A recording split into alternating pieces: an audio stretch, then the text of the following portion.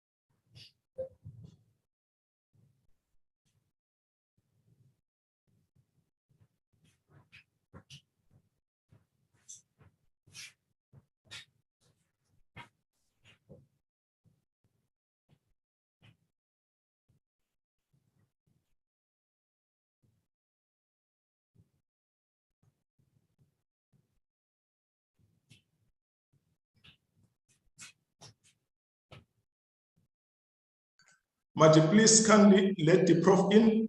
He's waiting for you. Please let him in.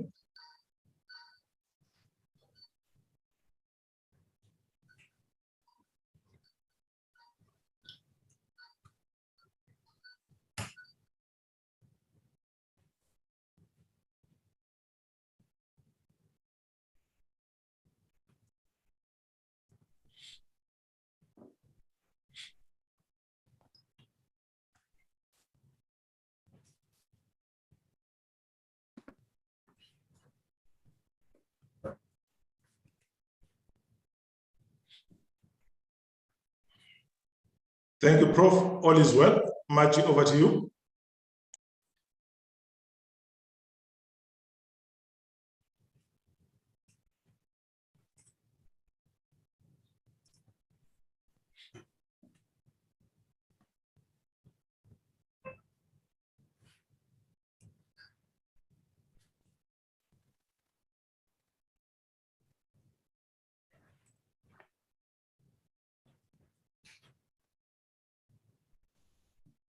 Maji, may I ask that you start all over again with the slideshow, and there's no audio on the slideshow for now. That's what I'm getting. Please, can you restart it?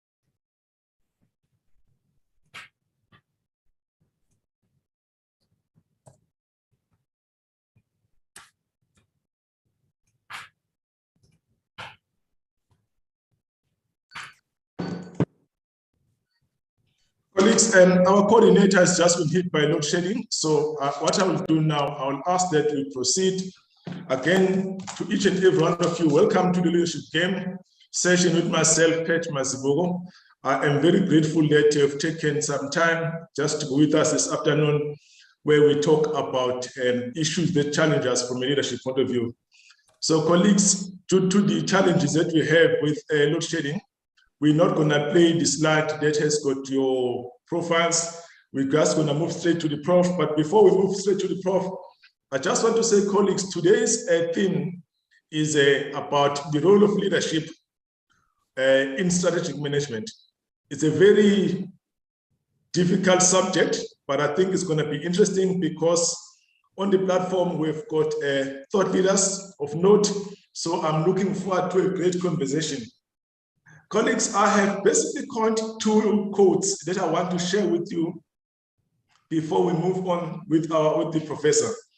The first one is that you are the leader that you are. I've often maintained that you cannot be the leader that you are not. So you are the leader that you are, meaning there is uniqueness in that.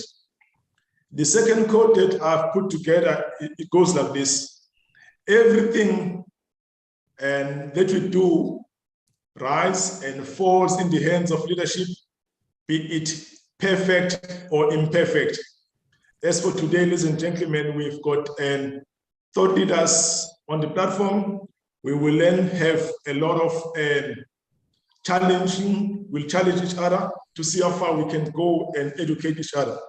I am not a leadership guru, but I am one person that is passionate about leadership, and therefore I am a permanent leadership student. So colleagues, I would want to introduce our guest speaker today, and our guest speaker is Professor Mazwe Majola. A number of people used to call him Professor Mazwi. It is Professor Mazwe Majola. So Professor is the Associate Professor of Leadership and Management at South Valley University and Gideon Robert University. He is the seasoned scholar. He is also an author, a publisher, a speaker, a lecturer, a consultant, a transformation specialist, executive coach, a leadership expert, and organizational strategist. He is the personal mastery and self-leadership specialist. Prof prides himself with over 30 years of leadership and management experience. He is the founder of the executive chairman, is the founder and an executive chairman of the Worldwide Institute and Development, commonly known as WILD. He is also the founder and the CEO of Umnoto Wamazwe Consulting Pty Ltd, a 100% Black-owned company with level 1 BE status. He is also the founder and the managing director of a Country Publishers, a self-publishing company which has assisted many authors to publish and distribute their books. Before starting his own company, he served in senior executive level positions for, among others, World Vision International, Sasso Limited, VUCA, etc. Prof. Majola has written and published the following books. 1, Making a Workplace a Workplace. 2, The Power of Self-Leadership, in brackets, Principles, Strategies, and Guidelines. 3, Exceptional Leadership, in brackets, From Average to Extraordinary. 4, The Power and the Principles of Teamwork. 5, Leadership in Leaders in Leadership. That is, how to survive and strive in times of crisis and uncertainty. I think, Prof, on your number 6, is exactly where we are at. We're in a VUCA world. I think one of our colleagues will talk about that. I'm sure he's passionate about that. Then the other book that is written is called Women in Leadership. That is Breaking the Glass Ceiling. and he compiled and helped with the editing. So from an educational point of view, Prof holds several degrees, including, amongst others, post-graduate qualifications, that is, 1, Doctor of Philosophy in Leadership and Management from Gideon Robert University, 2, Doctor of Philosophy in Theological Studies from Newberg Seminary, 3, Master of Business Administration from Princeton University, 4, Master of Philosophy from the University of Pretoria, 5, Master of Commerce from the University of Zululand, and second last is the Executive Development Program from Manchester University, and lastly, Accelerated Leadership Development Program from Manchester University. He is recognized and a seasoned analyst and public commentator on politics and socio-economic issues, including leadership, transformation, ethics, and governance. He appears on numerous occasions on the national and local radio stations and also TV channels as ENCA, News Africa, and SABC, where he is analyzing and discussing leadership issues in politics, government, and in business. He is a founder and a coordinator of the Leadership and Think Tank, a platform which consists of academics, executives, leaders, managers, and professionals. The platform debates, formulates policies and papers, and weighs in on socio-economic and leadership issues. He also coordinates and moderates the superlative, quote-unquote, leadership conversations with Prof. Mazibuko sessions which seeks to empower and inspire and sharpen leaders from all walks of life. Ladies and gentlemen, the Leadership Game session presents to you Professor Mazibuko. Over to you, Prof. Thank you so much. For all of us, please, shall we have our camera switch off and also our mics switch off. You'll only switch your camera on and your mic on when you are about to talk. For now, let us give respect to Prof. Over to you, Prof. Thank you. Wow, thank you, Dr. Mazibuko, my brother. I thought that was my brief resume or brief profile, but as I was sitting here listening, I thought it was too long. But thank you so much for inviting me into this prestigious platform. I'm so looking forward to learn a lot from different esteemed scholars and leaders here, whom I respect a lot.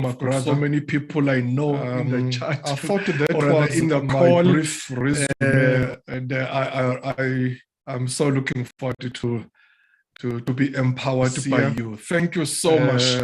Whom I respect a lot here, and I'm really honored and I'm really humbled to share some thoughts with you in this very important topic that we are going to talk about. So without any wasting of time, I mean, obviously I've been asked to weigh in on the role of leadership in strategic management.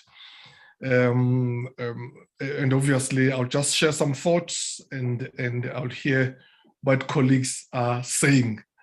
But I thought it is very important, or it would be very important, just to remind ourselves about what we'll call the genesis of strategy, or the genesis of strategic management, because some of us, because we are mostly in government and in business, we think strategic management started from business discipline or from business, which is not. Strategy is a military concept. it started from the military, and the purpose was for countries to be able to minimize an unwarranted fear of the unknown. So you know that for thousands of years, countries and nations have been fighting each other, and even at that time, they knew that they had a nation A will be fighting an enemy, nation B or nation C or D. So they had to put something in terms of how are they going to analyze the enemy. Who is the enemy? Where are they going to come from? What kind of weapons are they using? How are we going to overcome them? How all that was what the military did at the time. So that's where strategy comes from, in terms of how are we strategizing so that we can win the war from the enemies. If you can think of a great military leaders, some of you know a person by the name of Alexander the Great. Alexander the Great, who was one of the stupendous military leader from Macedonia, who actually swept the whole Europe, Asia, Middle East, even until the Northern Africa with his mighty army, using the strategy at the time that he used. He took over from his father Philip when he was 20 years old, and he introduced what became to be known as Hellenization, when he conquered all other nations and introduced Greek to those nations. Actually, if you go to Egypt, the second largest city in Egypt is called Alexandria, and is named after him because of the strategy he used to overcome his enemies. You remember, if you come back home, person like Shaka, even at that time, they were using different strategies to defeat his enemies. So Shaka, when he took over, you know that he was under the tutelage of Ding Swayo, and he had to change the strategy in order for him to overcome and to defeat other nations. For instance, they used to wear sandals. And then when Shaka came, and then he said, look, sandals, they are disadvantageous because we are not able to run faster when we go to the enemy. And then he abolished sandals so that all of them, they walk barefooted. Even Shaka, all the time, he never wore sandals because he knew that in order for him to run after the enemy, he needed something like that. He changed the assegai that they were using here there too. And then the assegai that they used here there too was a long one. And then they used to throw it to the enemy. But Shaka realized that when they throw this weapon to the enemy, by the time it arrives there, it has lost its strength. And then the enemy will easily pick it up and head back to them. And then Shaka said, no, let me change the strategy. And then he introduced the shorter spear that will also used for man to man as they run to them, and then he can just step them, And the strategy that he used, which I love it very much, is what is called the bull's horn strategy. That is Shaka. The bull's horn strategy is something that is it's like yeah, exactly.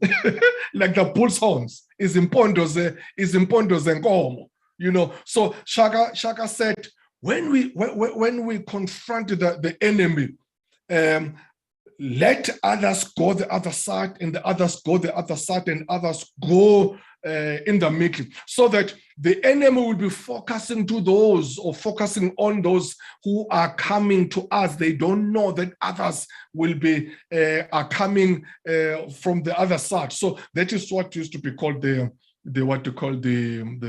bull's horn. So that's what strategy is coming from. You think of Mushweshwe, Mushweshwe, especially Mushweshwe the First. His strategy that he used said that he was one of the greatest leader in the Southern Africa, because of his strategy that he used. He combined the aggressive and adroit diplomacy as he conquered his enemies. So I'm just trying to give you, and obviously if you read the Art of War by Sun Tzu, and I'm sure most of you have read that book, you will really get into this, what strategies they will use, the military, when they went to war in order for them to win the war against their enemies. They will have to analyze them, they'll have to plan, and then they'll have to work the plan, and they'll have to check what the environments look like when they go there. So that strategy then was introduced to business in the 50s and 60s, when a person like your Peter Drucker, and obviously Peter Drucker, you will know that is known as the father of modern management. Is when now the strategy was introduced to business as a discipline. Business schools started to teach it, and then also even the business started to use it. That is normal. But hitherto too, the military war had been using it for thousands of years before it was introduced to business in the 50s. Peter Drucker, you'll know, he addressed the fundamental strategic questions in his book in 1954, which is called The Practice of Management. He said the first responsibility of top management is to ask the question, what is our business? And to make sure it is carefully studied and correctly answered. And then he wrote that the answer was the answer of was determined by the customer. He recommended 8 areas where objectives should be set, such as market standing, innovation, productivity, physical and financial resources, worker performance and attitude, profitability, manager performance, and development and public responsibility. So that was Peter Drucker. And then he's the one who really spoke very strongly about the importance and the significance of culture in driving the strategy.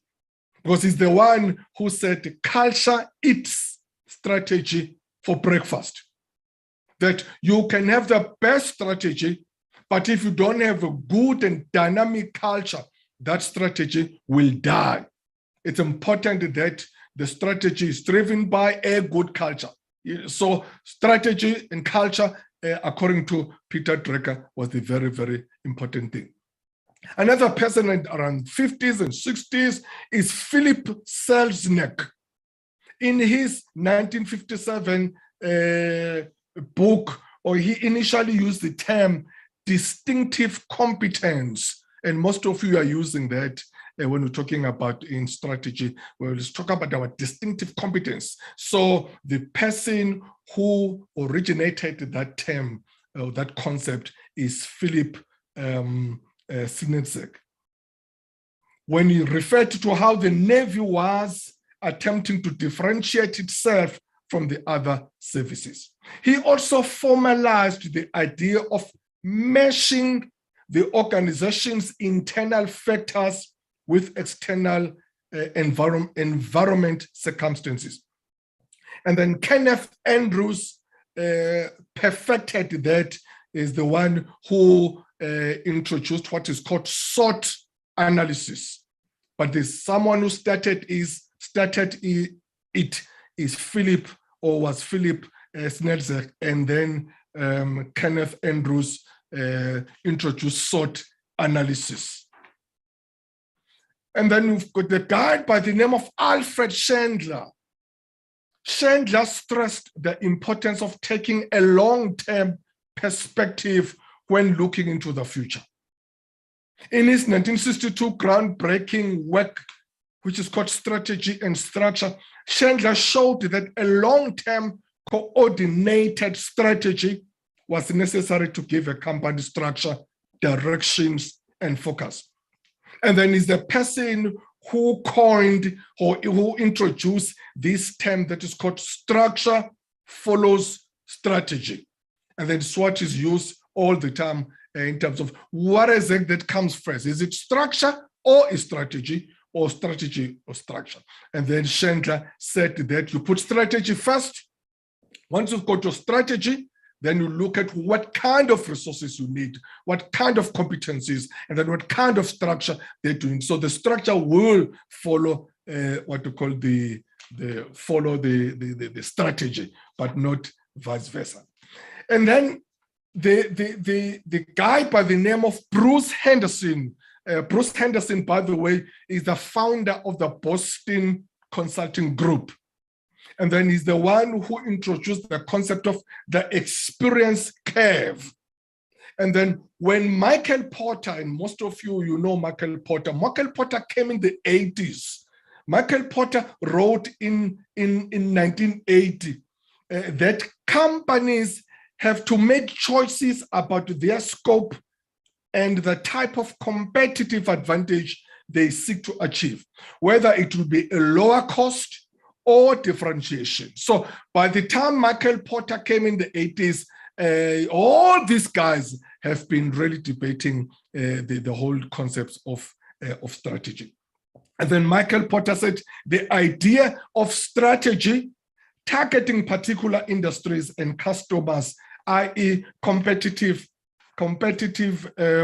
positions with a differentiated offering, was a departure from the experience curve influence strategy paradigm, which was focused on longer scale or rather larger scale and lower cost.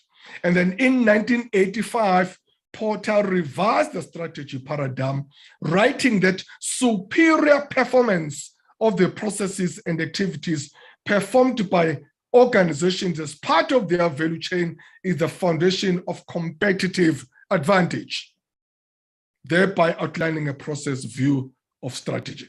So that is the genesis and evolution of strategy as we find it now, as we have it now in our times. And of course, you know, I mean, what the strategy involved. Strategy management is the ongoing planning, implementation, monitoring, analysis, and assessment of all necessities an organization needs to meet its goals and objectives. Strategic management involves and requires an ongoing evaluation of internal processes and external factors that may impact how a company functions. So that ultimately, strategic management is for organizations to gain a competitive edge over their competitors. So military, they were using strategy against their enemies. When it came to business, so they said, okay, we cannot view them as our enemies, but they are competitors. We also have to make sure that we plan against them, because in order for us to be competitive, in order to be above them, how are we going to survive and sustain ourselves? But the challenge that we've been having as we have been evolving with strategy and strategic management or strategic leadership, is the whole issue that during the 50s, 60s, even during your Michael Porter side, they were talking about a future that you can easily to predict. So that when they say, let us put a 5-year strategy or a 10-year strategy, at a time, it was easily to predict it, that when we put this strategy, how it's going to look like. But the challenge that we have now is that over time, our environments and situations have become different. Because today, the only certainty that we have is uncertainty. That indeed our future is so uncertain, that it's so non-linear and non-deterministic. It's a future that is ever evolving and complex and uncertain, and you can name them. And I like that Dr. Pat spoke about VUCA, because that has become a very novel concept, and he said that we'll be discussing again. VUCA. It's very important to know that VUCA, when it was as a concept, when it was introduced, it was actually formulated by 2 economists and university professors, that is Warren Bennis and Bert Nanas. And then that was around about 80s, around 1985. And then the concept was formulated, but was not used until early 90s, when the what to call the US Army War College, they now introduced it and used it. And when they started to say, let's look at the world after the Cold War, and that was 90s. And then that's where they came up with this VUCA, V, that is volatile, or rather the volatility, the uncertainty, complexity, and ambiguity of the Cold War, or of the war, and the business also, and then it's come to use it. But the business has been very slow when it comes to this this thing. As I'm saying, that this business has been always following what called the military when it comes to strategy, and then businesses say, oh yes, now the environments have changed, therefore let's use what is called VUCA, and then everything is about VUCA now wherever you go. But what is important is just to, from my side, and with humility, I was very lucky that when I did my master's degree, that is the master's in commerce, I did it. It was in 2000, 2000, I think 2002, 2003, and at that time, I wrote a thesis on complexity management. And I remember at that time, whenever you spoke about complexity management, people were looking at you as you are crazy, because it was not something they think. Whenever you thought of strategy, it was more about Michael Porter's, traditional or conventional way. I remember, because around that time, and I'm very happy to see my friend and my former colleague here, Olile Sizani, because we were together at Sasol around that time. And actually, around that time, Olile, I lost a position. I mean, I applied for a promotion at Sasol, but I couldn't. I mean, I was not appointed.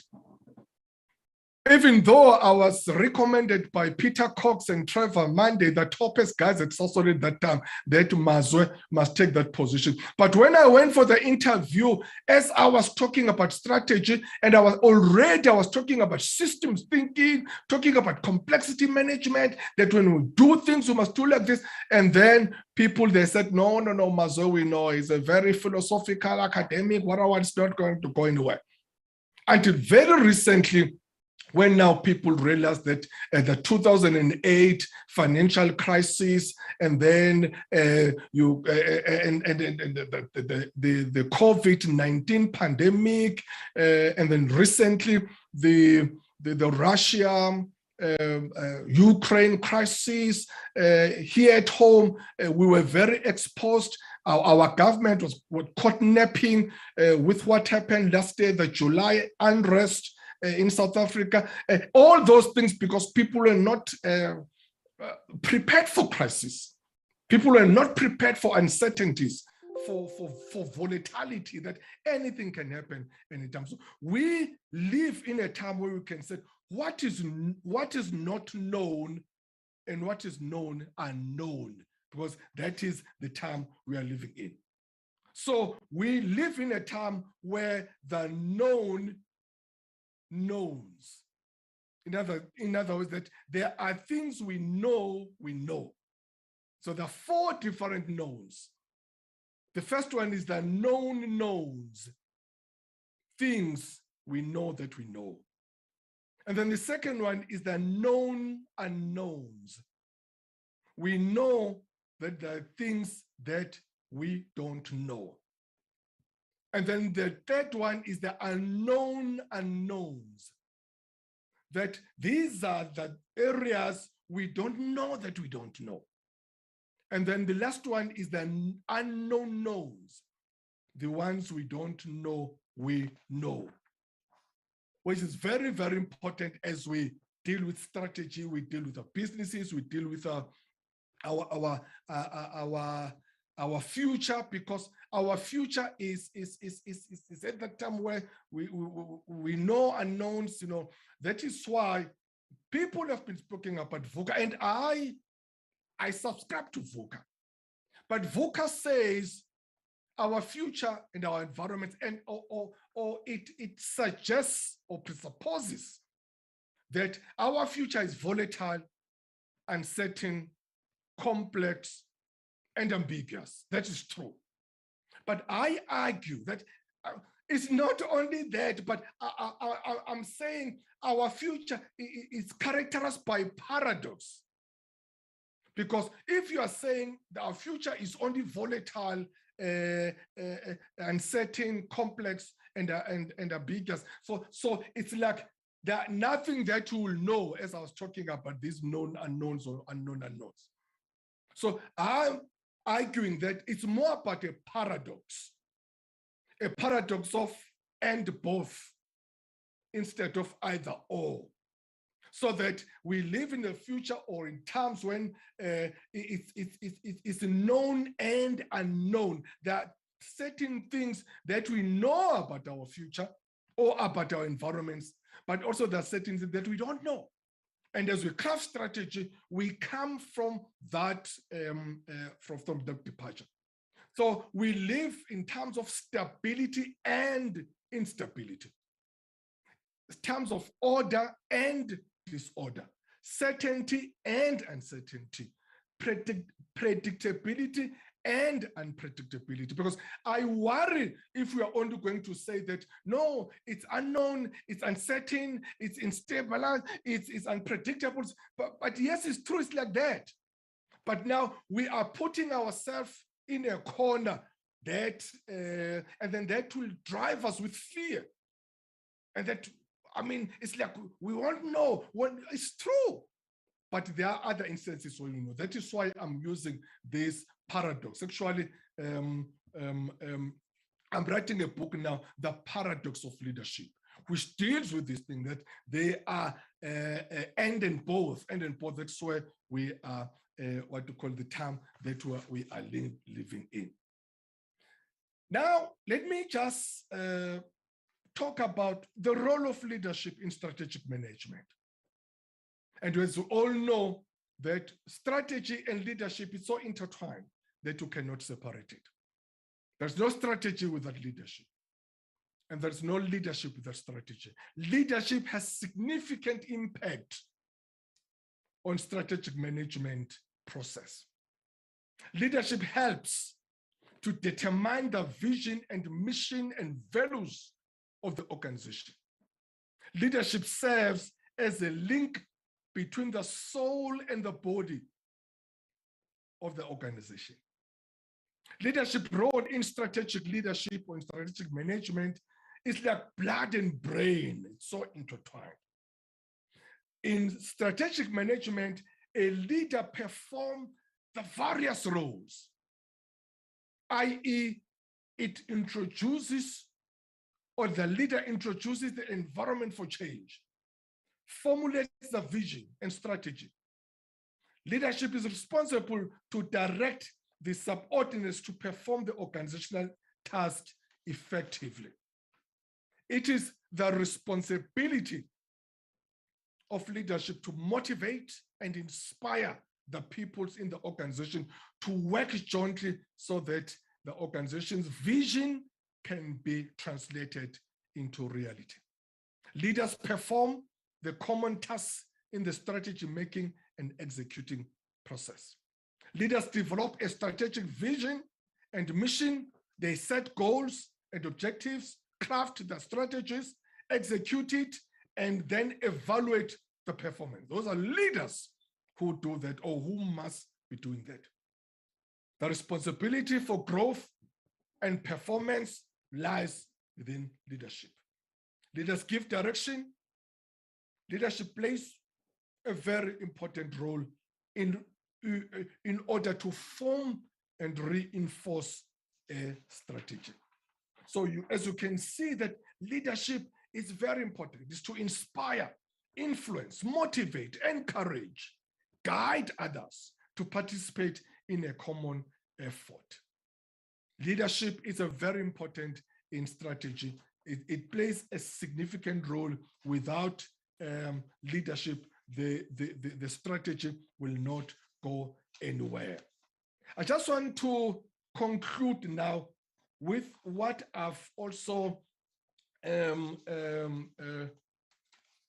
what I've created, which I call, because now the question has been, what kind of leadership do we need in terms of VUCA or in terms of these paradoxes that I'm talking about? And then I've created what is called RUPA, R-U-P-A, RUPA.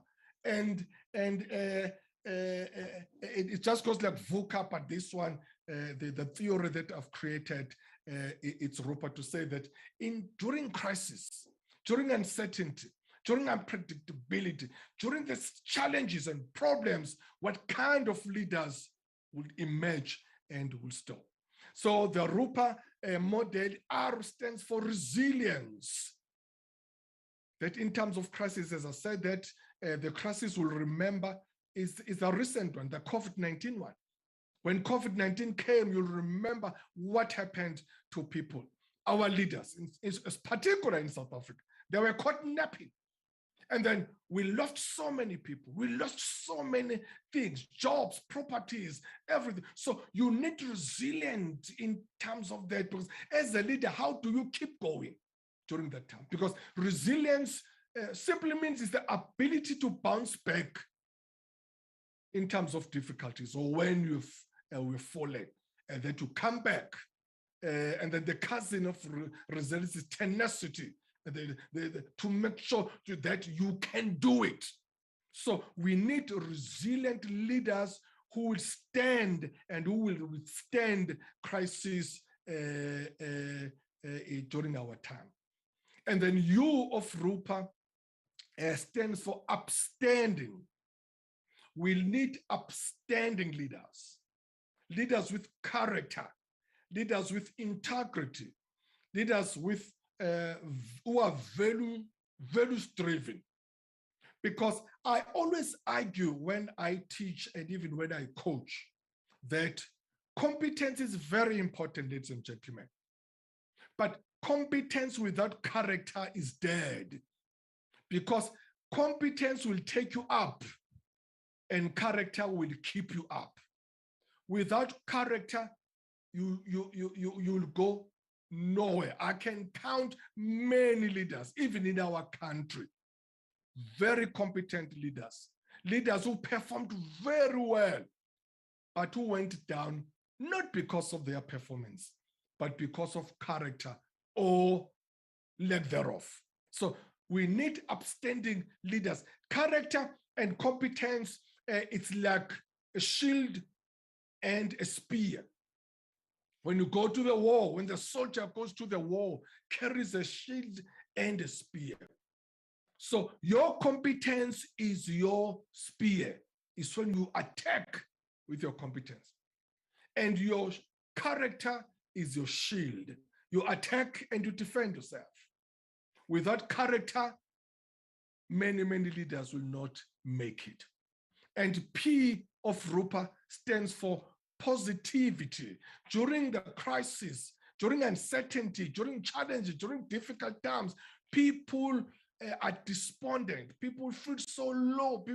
Their morale is so low. People feel so bad. And you need leaders who will stand up and be positive, and also try to motivate and inspire people, because positivity is contagious. When you see a leader that is positive, have you noticed when you go to a meeting and you just you enter a boardroom and feel the boardroom is full of positivity, even if you were tired or you felt so bad because of certain thing. Even when you get there, and then all of a sudden, even yourself, you are inspired. So positivity is very important. And the last one, the A for RUPA, is agility. We need leaders who are agile, because rigidity is the arch enemy of successful leadership. Leaders who are rigid will not go anywhere. We need leaders who can comprehend and interpret times, who can adapt, who are adaptable, quick, who are flexible, because unfortunately a crisis or a problem, while we are still trying to put things together, and then there's so many things that have been damaged. You've got to be very quick in terms of your decisiveness and in terms of your agility. So, ladies and gentlemen, I just thought with these few thoughts that maybe it's something that I can put forward for discussion. That yes, that's where leadership, or rather where strategy is coming from. The genesis of strategy from military. We can quote many great military leaders who introduced different strategies and won the battles. And then when the strategy was introduced to business in 1950s, and then we've got all these concepts that we know, which I wanted to remind you who introduced them: your Peter Druckers, your Philip Andrews, and others. And then just to remind ourselves that we now live in different times. The known and unknown are known. We cannot live as though we are living in a decade ago. And then as I'm putting forward to you that it's very important to embrace these paradoxes that we find ourselves in. That yes, it's order and disorder. It's stability and instability. It's known and unknown. Predictability and unpredictability. Certainty and uncertainty. And also even to remember that we can learn something. There is a concept that is anti-fragility, which means that we in times of crisis and in times of disorder, you can still learn something from there. And that is very important as leaders, that how are we using this term, and how do we rise up on the occasion during those difficult and challenging times. I think I'll leave it there, Dr. Pat, and I thought or I think there's some thoughts there for discussions, and also as other leaders will be contributing. Thank you very much, Dr. Mazibuko. Wow, Prof. Thanks a lot. We are quite honored. A bit of a reflection from myself, and you did a pretty good job. You've basically exceeded the brief. One, you unpacked the difference between strategic management and leadership. But two, you made it very clear to us that one cannot succeed without the other. I mean, there's one thing that I wanted to come out. But then again, you touched on corporate South Africa, the failures of corporate South Africa, but we'll discuss that.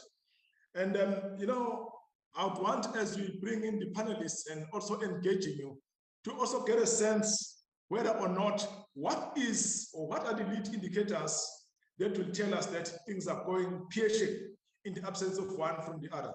That being said, I want to go to the panelists and ask them to basically comment or come up with some questions. So colleagues, when I ask you to come in, you switch on your camera and unmute, you talk, whatever you want to say.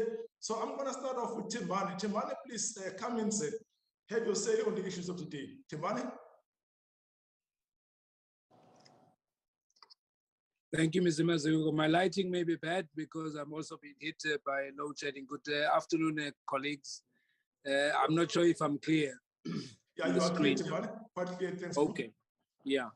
I think, Mr. Mazibuko, the talk by Prof is firstly overwhelming because he has touched on many areas that I would have wanted to comment on, but having listened to him, trying to say something over and above that would make what he has said to look bland.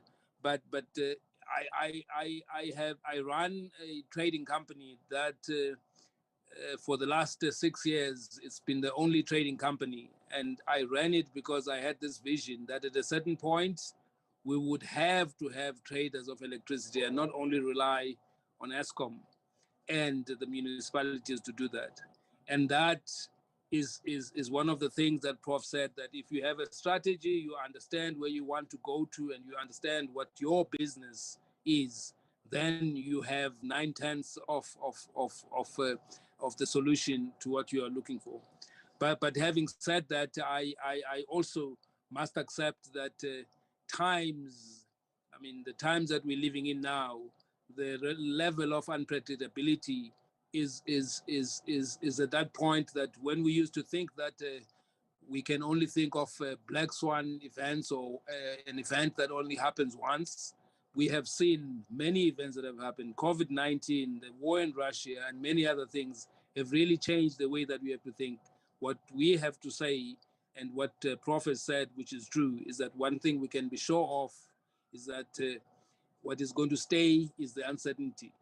We can look at any other thing else, but uncertainty is what is going to stay with us. And at this point, Mr. Mazibuko, maybe I should, or Dr. Mazibuko, maybe I should give other colleagues an opportunity to comment as well.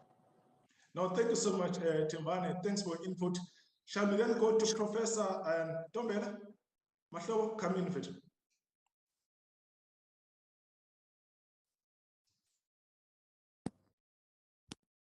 Okay, thank you, Dr. Mazibuko. Can you hear me? Yes, perfectly. Thanks, Prof. Okay, thank you very much. That was a very inspiring talk. And like the previous speaker said, I don't think there's much that one can add. I have a few questions and a few comments. One, I think the first question is more of curiosity than about leadership.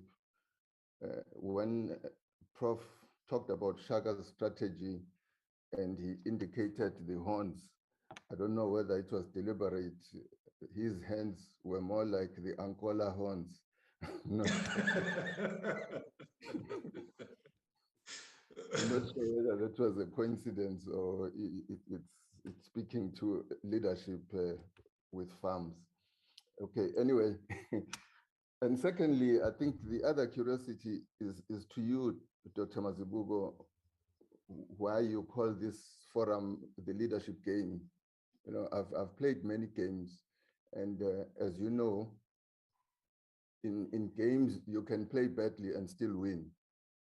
And sometimes you can play well and still lose. I'd like to know whether this analogy applies to leadership in reality. I don't know whether the question is clear. And then also, I'd like to ask, you know, there are cliches that one often hears about leadership, and one of them is that leadership occurs at all levels. And I want to know whether in the outline that we have received, whether that cliche I mean, makes sense and so on.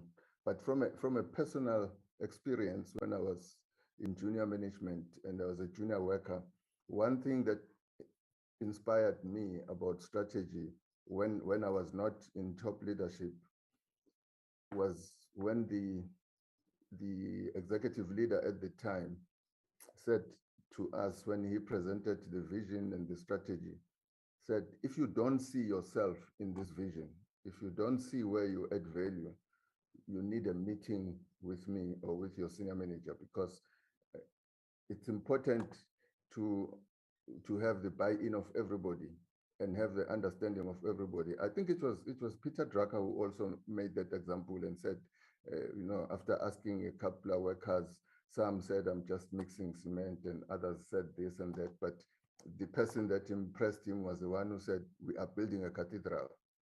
So if you know what the bigger picture is, you are most probably a better performer than somebody who's just working to earn a living, or who's just working because they said clean here or pack this. But if you know that there is a bigger picture that the organization that I'm part of is working towards, I think it makes you a better performer. But I don't know whether that makes sense. I'd like to hear Prof. Mazwe's views on those things. Thank you. Thank you, Prof. Ntombela. I will ask Prof. Mazwe to come back, but I just want to go to another person just now, probably about two, and then we'll allow him to comment. Smarty, please come in. Let's have your views on the issues of the day.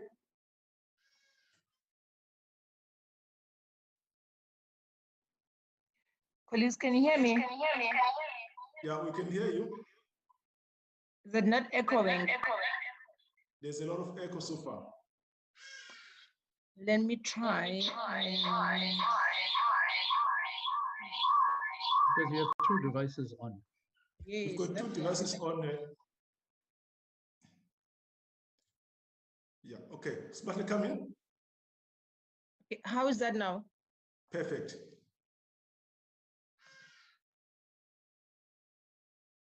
You may proceed, Smartly. You may proceed. Try and switch on your video as well. We want to see you.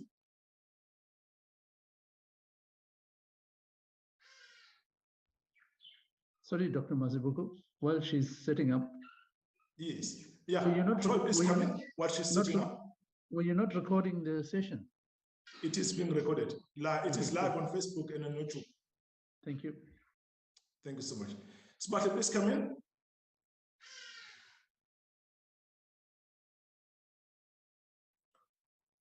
We seem to have lost Smarty. Can I just bring in Dr. Kavenda? Please come in. Your views and questions on the issues of the day.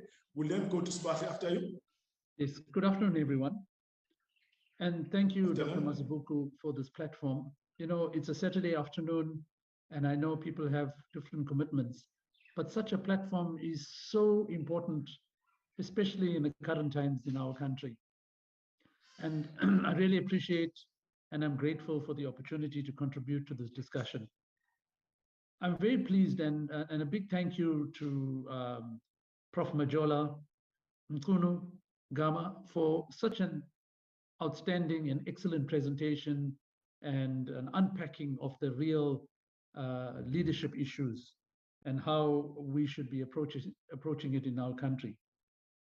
In summary, what I take from what Prof. Majola said is that we cannot manage people the way we were taught to manage 10 or 20 years ago, primarily because we managed people for a world that no longer exists. There's been numerous changes, and his analogy of the King Shaka and his tactics and strategies in the battlefield, and then moving on to the Alexander the Great, and then some of the management gurus like Peter Drucker, clearly shows that there has to be an evolution in the way we have to manage people. And I really like this concept of the RUPA, Prof. But I have an axiom to that RUPA. For me, that R, I think, should stand for reading. We need our leaders to have a very good reading ethic. And I'm sure all of us on this platform know that we are where we are because we have generally a very good reading ethic. We read a lot, and in the corporate world, there's tons of documents to be read, strategic plans, annual performance plans, procedures. And if you have an aversion to reading, you're always going to be in some difficulty. The U, Prof, I would also submit that also needs to be not just upstanding, but also an understanding. And I think the previous speaker in Tobela alluded to that. You need to have a helicopter view of what's happening in the organization and not a very parochial view. So understanding the situation within the organization and the environment outside the organization, be it the war in Russia, be it the economic situation, the COVID situation, the politics that's out there, it's critical. The P for me, Prof. Majola, could also be passion. We need leaders who are passionate in the right areas. You know, passion comes with communication and adding value because you are really passionate about bringing about change, taking people along, growing the organization. And for me, the A in RUPA could also be not just agility, but also attitude. And I think to an extent, Prof, you referred to that in the positivity element of RUPA. But we need leaders who have the right attitude. I mean, an open mind, wanting to grow an organization, wanting to contribute to South Africa without any prejudices and carrying baggages, because we really need to radically change the way we manage people and the way we take our organization. And we can only do it if we all think as one, as South Africans, not in our own boxes or in our own little spaces. If we want to be truly South African, to be a true citizen, to build our country, we need to leave behind all our baggages, and we can make that happen. But perhaps the last thing, Dr. Mazibuko, to the RUPA and to Prof. Majola, you know, it's RUPA. Maybe we should add a R, in my view, to the last RUPA. So we have RUPAR. And for me, the R is relationships. And you and all of us here on this chat, on this platform, know how important relationships are. If it were not for our relationships, we would not be sharing this dynamic engagement with each other. And that is one of the basis of why we are sitting together and having these discussions. It's our relationships, and relationships are very important. If you build good, strong relationships based on honesty and integrity, it'll carry us and guide us very, very far in our organizations, in society, in our country. So relationships are very important. And I strongly believe that. I have a very good relationship with many people on the platform, especially with Dr. Mazibuko. And those relationship dynamics has grown me, has contributed to my development, and has enabled me to do more things than otherwise I would not be able to. And I'd like to leave it at that and for others to make their contribution. Thank you, Dr. Mazibuko, for the opportunity. Thank you so much, Dr. Troy. Shall we then go to Spahle? After Spahle, we'll then allow Prof. Mazwe to comment. Spahle, come in. Good afternoon, colleagues. I hope that's better, is it? Much better. Thank you so much. You may proceed. Thank you so much. I would like to appreciate Professor Majola for the presentations that he made. That was quite informative. I welcome mostly the analogy about Shaka Zulu. I was listening to Prof making all these analogies, and then I'm thinking, why are you going abroad when we have our own Shaka Zulu here? So I was quite impressed with that, simply because currently we are sitting with South African challenges that need South African solutions. So it's important for us not to look outside of our own for solutions, outside of our own, so that you can be able to relate to these things that have been done before, for us to be inspired to understand that it can be done. But then what I also appreciate was, I will just take a few key notes or words that Prof used that I really, really like. It was influence, it was growth. So for leadership, the ability to influence, you can be in a position of power, but then if you don't have the ability to influence and drive change, because we have these discussions simply because we are change drivers. We converse so that we can arrive at a better future for either ourselves in our personal capacity, for our country, for our companies. It varies, but then we don't just have conversations so that we can say we had a good chat. We need to arrive at something. That then brings me to my next point about strategy and leadership. It has to be results driven. If you could apply a results driven approach, immediately that says we have a strategy, we have a plan broken down into small tactics, which one can actually bite and be able to implement. And then above everything else, if we can be able to quantify those financially and time bound those. A lot of times we have beautiful plans, beautiful strategies, but then the financial implications to making that happen is quite important. Bounding those to time frame, quite important. But then again, Prof went on to speak about growth. I love that, Prof. He spoke about growth, and immediately it tells you there is no growth without change. One needs to be able to get out of their comfort zone to be able to drive for change.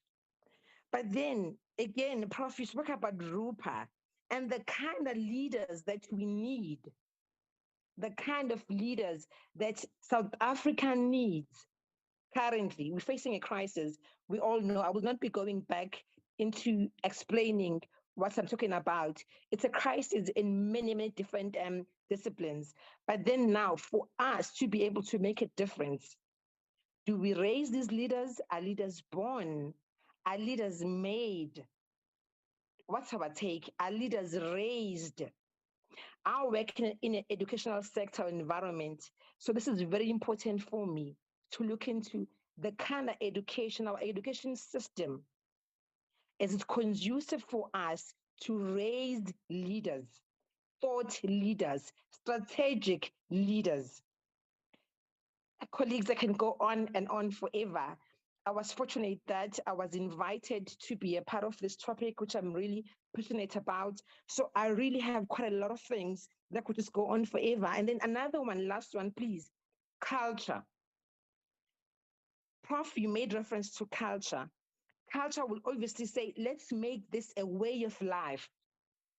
Let's make this a way of life. It's an everyday practice.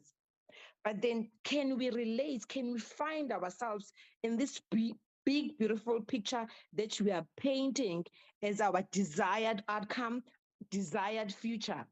So I'm just posing, I'm playing a devil's advocate because obviously I'm sold to what Professor just puts forward, but just for us to get the conversation going, what is our take on those? Thank you so much, colleagues. Thank you so much, Doc, for inviting us.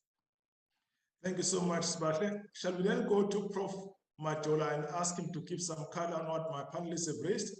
Over to you, Prof.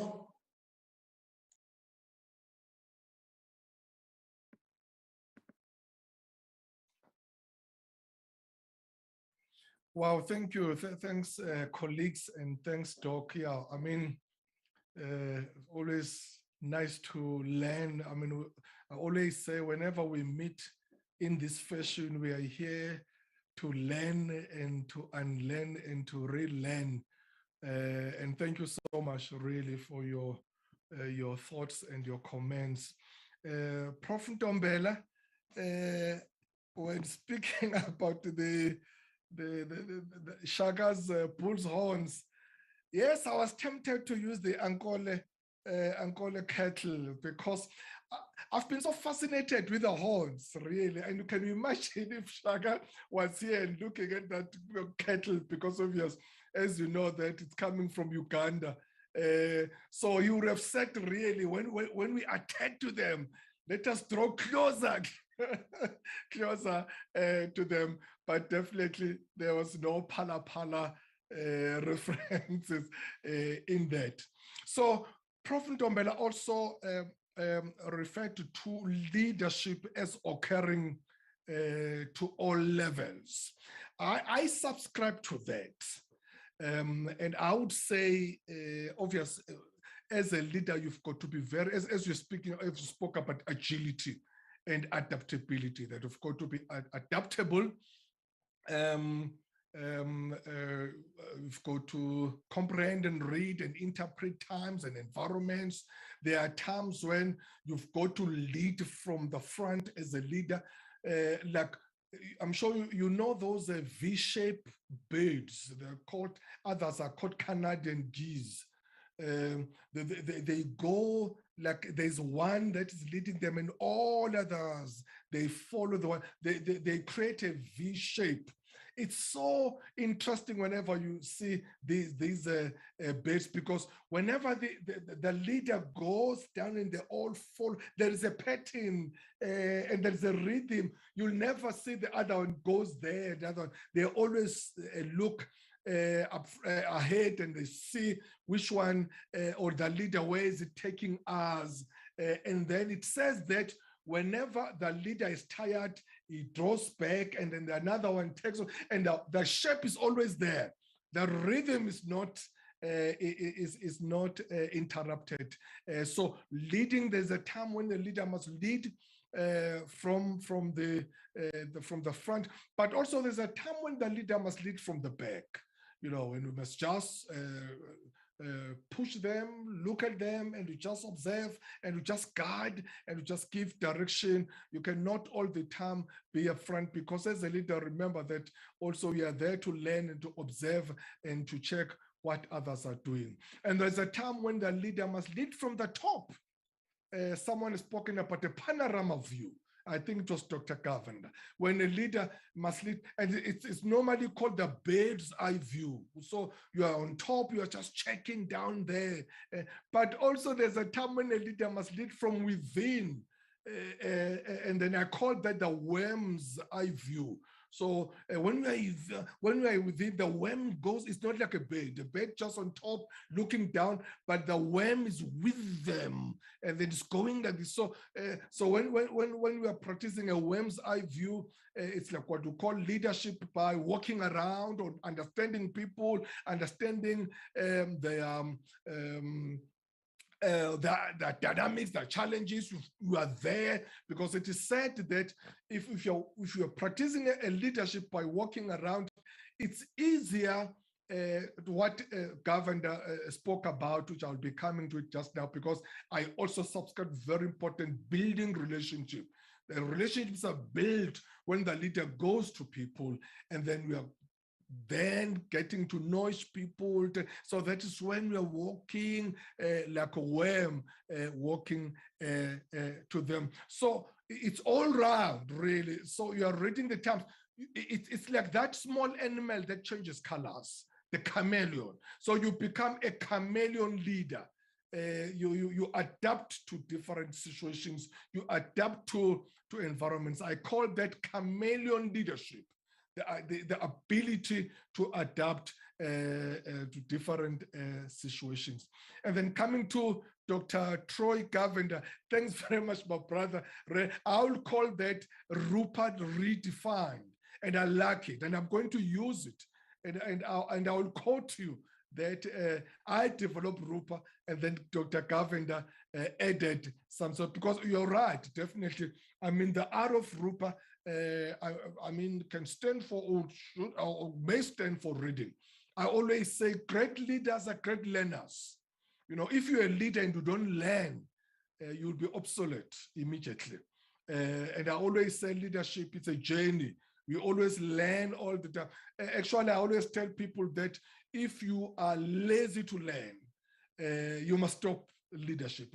Whenever a boss or your boss is giving you a promotion, you must just say, no, I can't take this anymore, because leaders are readers. Leaders are learners. And I like the U of the redefined RUPA, the understanding. Absolutely so important. To understand the awareness, you know, great leaders have that, should have that understanding, that awareness. And the P, passionate, of course, yes. Whatever you do, if you are not passionate about it, there's nothing you can do. And the A, which is the attitude, and definitely, I love that one also, my brother. I love the R, the relationships, because I always say that, yes, we must push results, but we must also maintain and develop relationships. There is a model I call R&R, results and relationships, that as a leader, we need results from you, but great leaders, while they push results, they also build, maintain, and sustain relationship, because relationships go a long way. You can be a monster or a bully leader or manager who's just driving results like nobody business, and we don't know what future holds. Your team leader that we are so ill-treating may know someone who may know someone who may know someone who may assist you one day, or even yourself. You will lose your job, and then you'll find that person somewhere else in another position, and we'll need that position. So when we maintain and promote relationships, it must not be at the expense of the results, but also when we push results, it must not be at the expense of relationships. So you remember that I said it's an and both paradigm. It's not either or. So it's not results or relationships, but it's results and relationships. And then my sister's Bahle, I thank my sister, I agree with you. As scholars, I run a research and training institution. It's called Worldwide Institute of Leadership and Development. And then my faculty and my people, and obviously we teach it there as well, from your degrees to PhD level, because we've got a PhD that we are partnered with. They know that whatever we do, the case studies, everything, we always say we are Africa focused and globally oriented. So gone are those days where you must always be doing the case studies from US, from UK. We need case studies from Africa, because we've got so many great leaders and great scholars from our own continent that we can learn from. So I agree with you. You spoke about influence. Yes, leadership is influence, but I know most of you love the definition of John Maxwell when he says leadership is influence, nothing more, nothing less. And I agree with him. But the problem with that definition is that it presupposes and suggests that there's nothing else other than influence, the leadership. And again, Maxwell does not go further and describe that it's an influence of what, you know, because young people, they can be influenced by drug leaders, by all sorts, and then that, so if really we take that as an influence, that means that would be a good thing. So I agree, leadership is influence, but it's a matter of what kind of influence that influences that leadership. But also as leaders, it must not only be a one way, it must be an active and passive.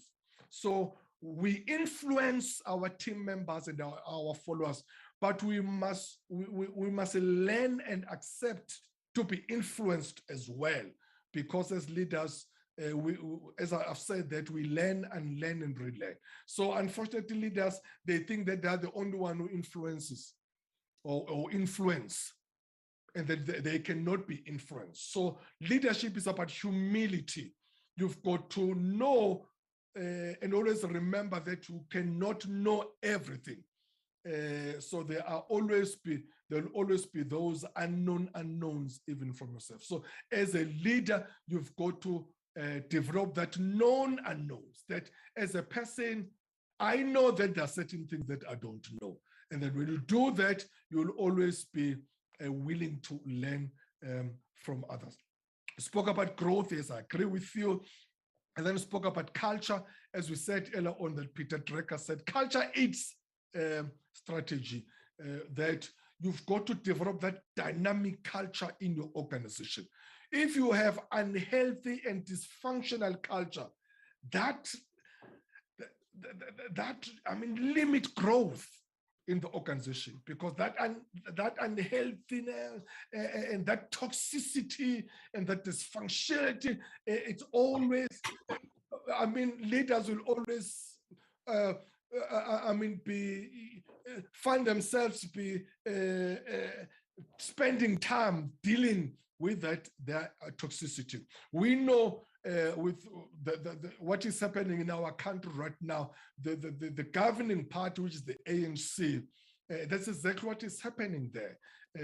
The president takes so much time to deal and focusing on what is happening within the party.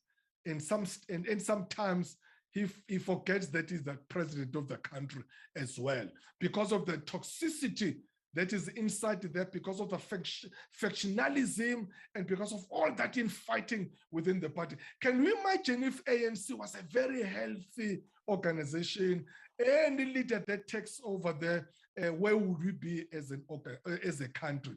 But because of that, they always fight themselves, and others, they want their own. So there's a lot of factionalism, divisions, and there's sycophantism, where the sycophants, they want to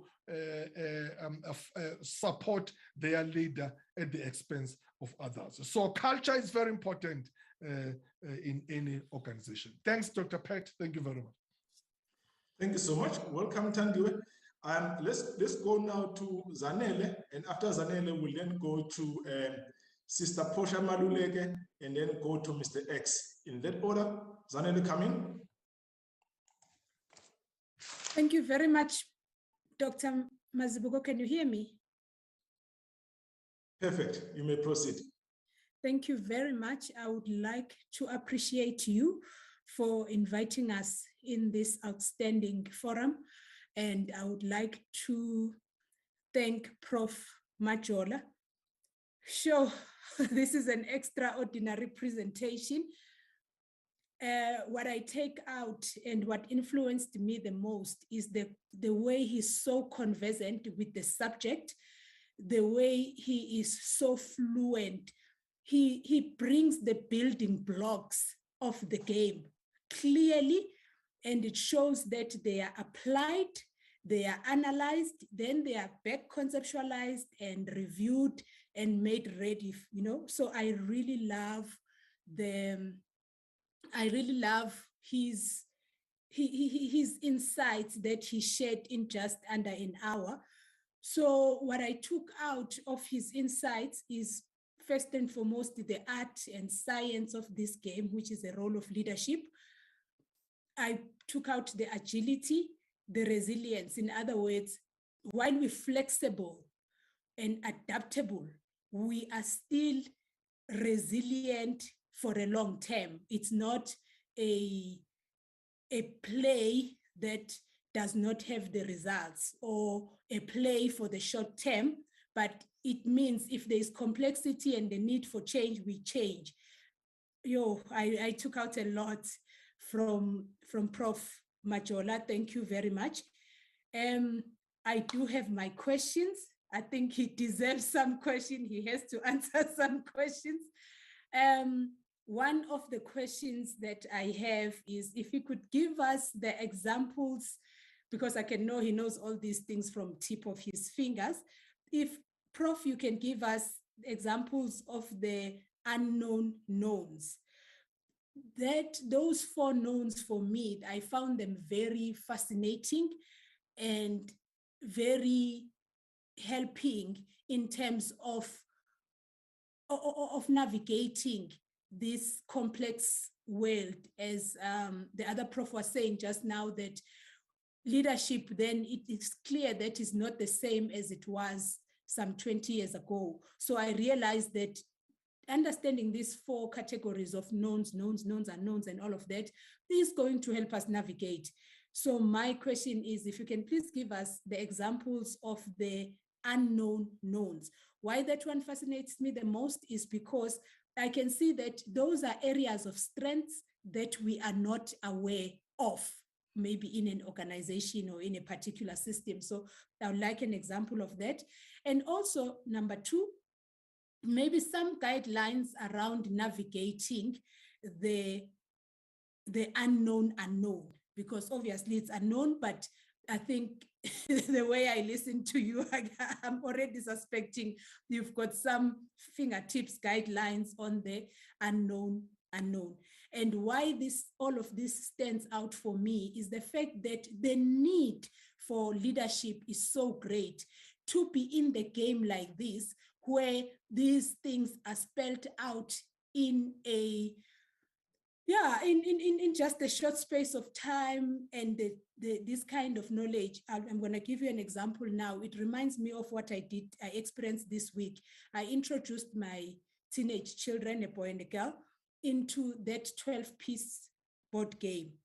They were so fascinated by it. And as I played with their father, they were so amazed, because it's a simple game, but it also triggers the mind and stimulates the mind and all of that. But they were so amazed that we both know it. So they started asking me questions about, does my aunt know this game? We said yes. Does my grandmother know this game? I said yes. So, and we realized that for them, it was a fascination to say, such a robust game is known so much. I'm realizing that this is the same as this game we are in now in this session. We have a cream of the crop of people who know such a critical game that is so well sought after. I don't know, I'll have to pray for this kind of knowledge and the diamond that is here to be prevalent in our country, because that's exactly what we need. My last point would be on the RUPA. Okay, it's a RUPA now. I would add an E for myself for enable. I also see the role of a leader using the technical building blocks as you've built on as enable. I realize that leaders have to also enable, in the same vein as you are talking about John Maxwell and influence. That is true, but it sounds a bit fluffy to hold on to as a stable and a core building block. But if we add things like what you've added, it gives it meat. And I would add to this meat, enable. Thank you very much, and God bless you for what you have done for us. Thank you so much, Zanele. We appreciate that. Shall we go then to Portia Maluleke? Please have your say on the issues of the day. Thank you. Thank you, Dr. Pat, and good afternoon or good evening, everyone. Thank you so much, Prof. I think we have really been fed this afternoon.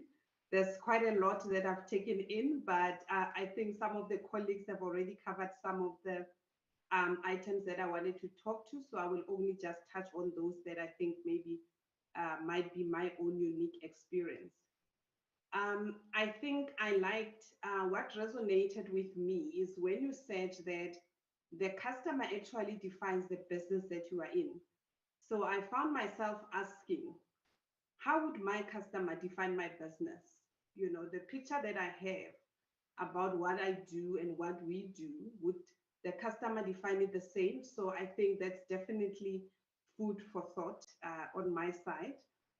And then again on leadership, you know, one of the things that I'm starting to see just generally is leaders are spending such a lot of time running what we call the organization, which effectively means leading the numbers, managing the numbers.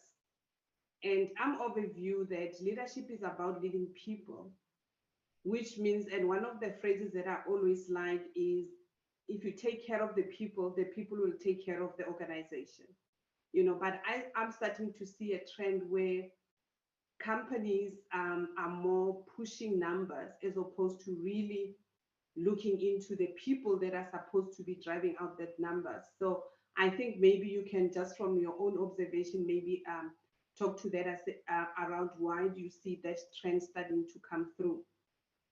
And then on the Shaka issue, I was actually reminded of a book that I read a couple of years ago, maybe like 4-5 years ago, about disruption. So being in the technology sector, disruption has been quite a buzzword for a number of years. And I think some of you might be familiar with Dr. Nick Ebel, who wrote a book on disruption. And he bases it on the life of Shaka, and he regards him as the best innovator and even disruptor of his time. So when you spoke to Shaka, that quite resonated because it sort of triggered my memory around the book that I read, and it was also quite insightful. So coming to RUPA, now it's RUPARE now. It's the name, I don't know what it's going to be by the end of the session because it's just growing.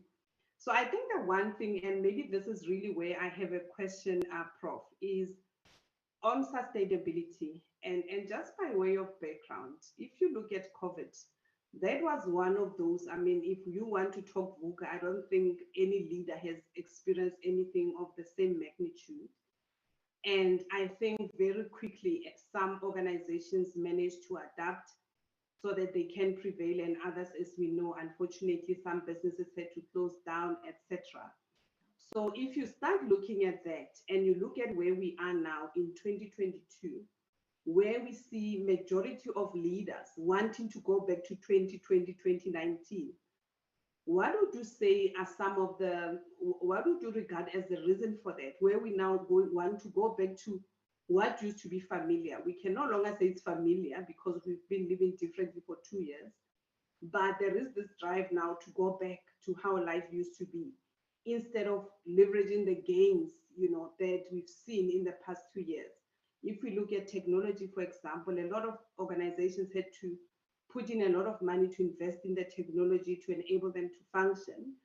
But now people want to go back and have face-to-face and still believe that they need to see people to lead them and to lead them and all of that. So maybe what is your view around not only driving change from a VUCA perspective, but also sustaining it? What would you say as, some of the maybe key drivers or levers that maybe leaders just need to look into? I will pause there. Thank you, Prof. and Dr. Pat. Thank you so much, Portia. Let us bring in Mr. X, Olane, and then from there we're going to go to the Prof. Mr. X. Hi, thank you very much, Dr. Mazibuko, for an opportunity, and greetings to all the colleagues on the call. I always say mine is very easy because I am just going to contribute on what has been much discussed. But my take mainly, it's on the VUCA, and I am strongly grounded and convinced that in leadership, without understanding the VUCA in a correct perspective, probably even the actions that any leader will take will be what I think will be misaligned. VUCA, to me, I think colleagues have spoken more about it, and I'm going to take mainly what Dr. Majola has said, Professor Majola, what is said, and I think this has coined many of the aspects of uncertainty. And I take note of this, Professor, that the uncertainty we have is uncertain. And if we start to embrace that paradox, the understanding of VUCA started to get meaning and secondly get shape. For me, what is more important about VUCA is 3 elements. One is understanding the drivers, and secondly is to understand the effect Then lastly is to understand the demands, and probably the demands of VUCA will give rise into the new meaning of how should we understand the volatility in our environment. The volatility basically demands of any leader to quickly, on an ongoing basis, to make a decision on the go and to be able to provide clarity without having all the answers.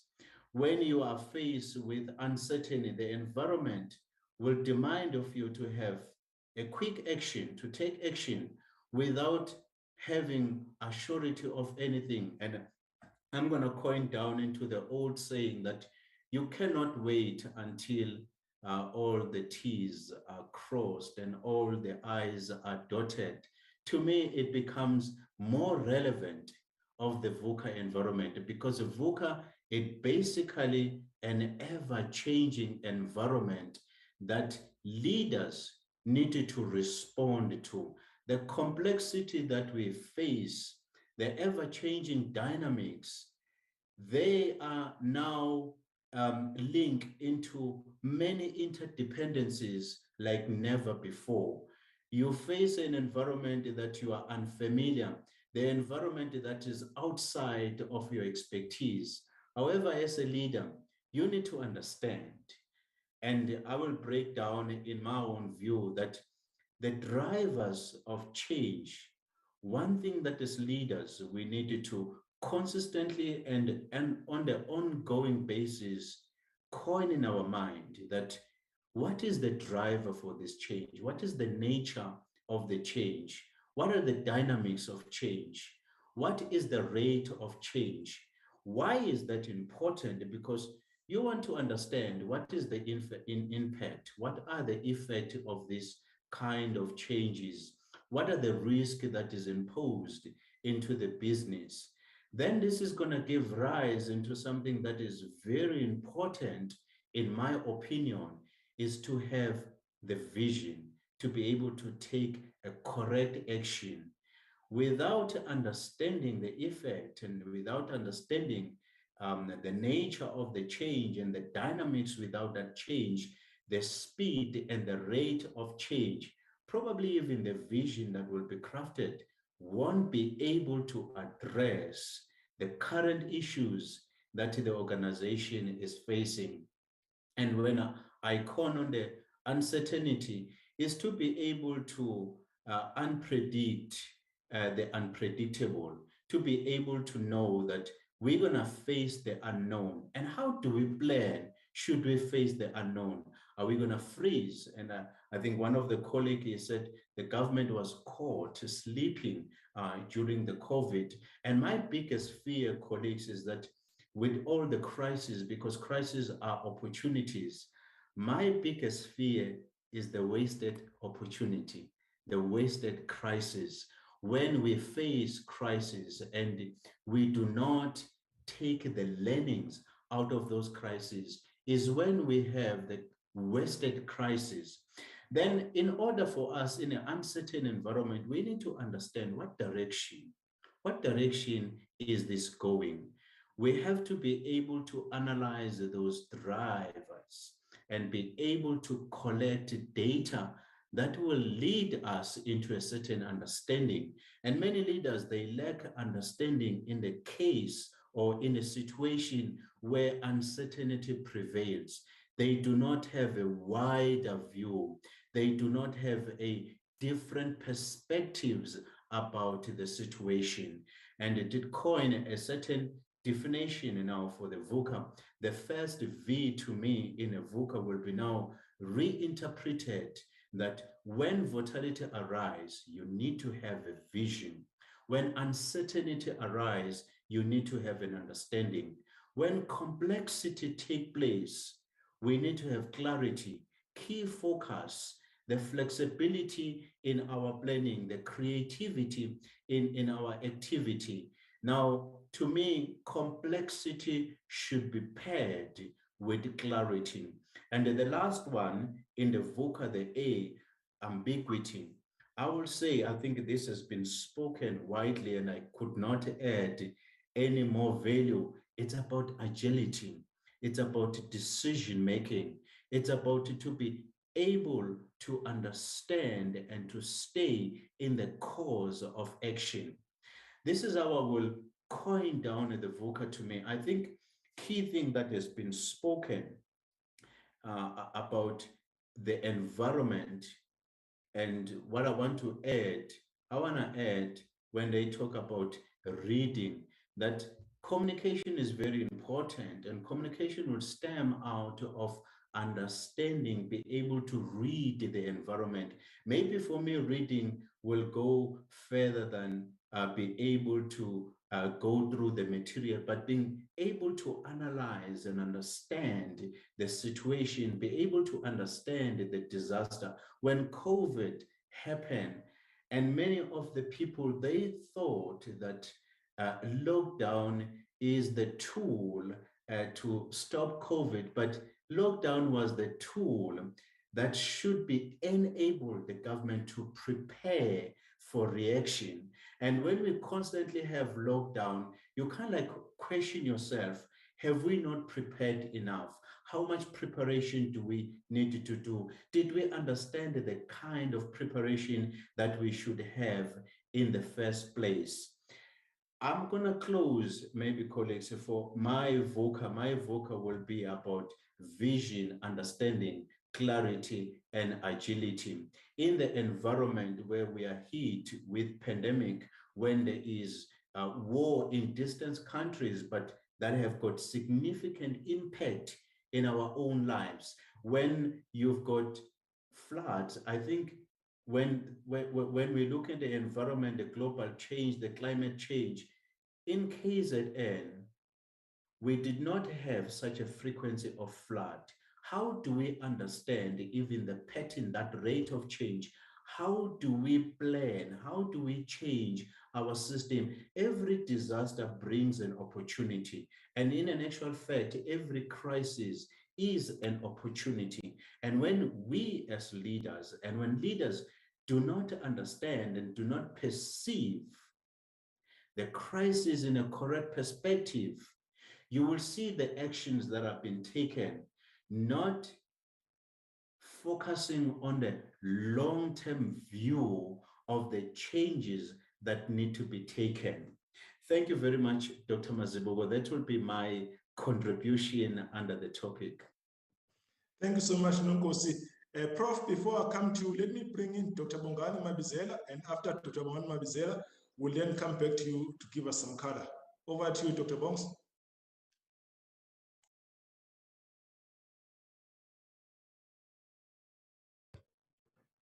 Right. Thank you very much, Dr. Pat, Mwela Semfwetu, for the invitation. I'm really humbled by this opportunity. And let me also thank my colleagues who have spoken before me, and also— sorry, Dr. Bongani, can I interject? Are you able to switch on your camera? Let me just have a look. Okay, I see you want to see my handsome face. Indeed. That is perfect. You can't miss that face. Can you see it? Thanks, now? over to you then. Bongs, thanks, Doc. Right. It might be a bit dark. Let me just see. Perfect. Right. Perfect. Okay, I'm trying to put some light in it. I hope you can see nicely. Right. Perfect. Thank you very much. Okay. Thank you. Thank you very much, Dr. Pat, and for the invitation to this TLG session.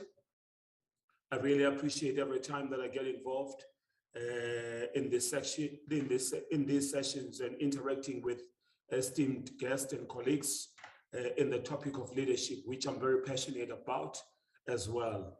And let me also thank Prof. Majola for the insightful presentation that he has done for us. And to a very great extent, many of the points that he mentioned as part of his presentation resonated with me as a leadership scholar as well. And I think he has mentioned quite a lot of things which, of course, theoretical and the implementations thereof are well kept within all of us in our different leadership roles as well. I'm sure we practice that. But for me, what is very key colleagues, the role of leadership in strategic management. As earlier mentioned by even Prof, everything rises and everything falls on leadership.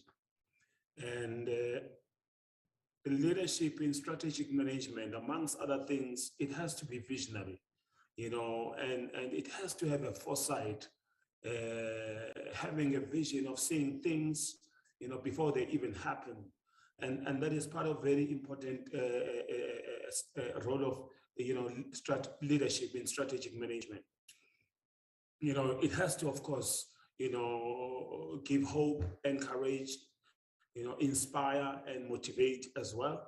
And Prof also made mention of two very important segments within a process of any organization, being your strategy and your structure. The strategy will talk about the how of a particular organization, and the structure will talk about the who in the organization. Now, before both of those, there is a what in an organization, which is the function. For me, that's how they follow. It's a function first, the strategy thereafter, and then of course it's the structure. Because the function for me as an entrepreneur, as a businessman, it says, what is the service offering that I'm giving out there, that I'm selling? What business proposition and value add that I'm selling to somebody out there that is seen to be a client to this commodity or to this service provision? And then, of course, the strategy will then thereafter come to address the how of the commodity, and then thereafter the structure insofar as who's going to do that to deliver that to the client, that particular commodity. But also the very important RUPA phrase that he came up with, which also resonates with me, the resilience and the relationship. I've seen that, especially during the past 2 years of COVID-19, where businesses have been attacked very badly by the pandemic. And there's been, in 1 year, a complete shutdown, not even a meltdown of activities, a complete shutdown, and where one had to, of course, come up with innovative, ways and new ways of doing business and doing business differently, where you find yourself having to service clients, but you're not servicing clients anymore because everyone is shut down, and you still have to survive, and you still have to sustain yourself and your family, but also those that depends on you in your business, which is very, very, it has been very challenging during those years, and the past 2 years in particular. And then, of course, standing up your character. Character determines everything. For me, if you don't have a character, unfortunately, you'll not survive in a leadership role, in a leadership position, because your character will stand in for you at times that you cannot as well. And your character is everything. It's basically your soul. You cannot sell your soul for anything, okay? And that's the only thing that will make you survive in any challenging situation as well. It will take you out of a particular situation. And it's true, competence will definitely take you up there, but character will keep you there. If you don't have character, unfortunately, as seen previously with other leaders, you'll definitely fall. I want to give a different perspective and a dimension. Maybe Prof and also my learned and esteemed colleagues, I want to throw a spanner in the works. Each and every one of us currently is being affected, tremendously so. Even now that we are in this platform, some of us couldn't come in, and some of us, unfortunately, had to drop out because of one thing and only one thing: the crisis that we are faced with energy in this country. What has been the role of leadership in making sure, or rather in this whole situation? Has it been really good, up to standard? Why are we having these challenges if we have good leadership? And for me, where I'm sitting, I have my own views and my own opinions. The economy is affected, is impacted upon very negatively because of the lack of energy or sustainable or trusted energy in the country. Investors are shy of coming to South Africa to invest. We go through these different conferences and seminars where we're trying to get investors to come and invest, but nobody will be in their rightful mind with their huge investment, come and invest in a country where it's unstable, it's got an unstable energy supply system. How are we being led in this situation? Let's face it, let's be honest with one another and maybe be brutal as well in saying, you know what, our leadership has failed us. And this is what exactly is supposed to happen, you know, because if we don't face these challenges head on, we are definitely going to be grappling with this situation for a very long time to come. And I'm glad that some of the former ESCOM executives are within our midst as well. Maybe they can share some light on leadership in particular. What has been the role of leadership in the strategic management of this key government entity called ESCOM, which currently is impacting negatively on each and every one of us, no matter where you are, in business, in government, in whatever industry that you may be in or find yourself in. As long as you are in South Africa, you are definitely being impacted upon negatively. So how do we come out of that situation? Leadership is very key. We need to make sure that we have good leadership that will take us out of the situation. And every leader needs to know the buck stops with me. In leadership, we are employed as a leader, especially at the strategic level, to take decisions. That's primarily your role. And of course, those decisions are the decisions that are supposed to take the organization into a better situation, into a greater height, into a better outlook altogether.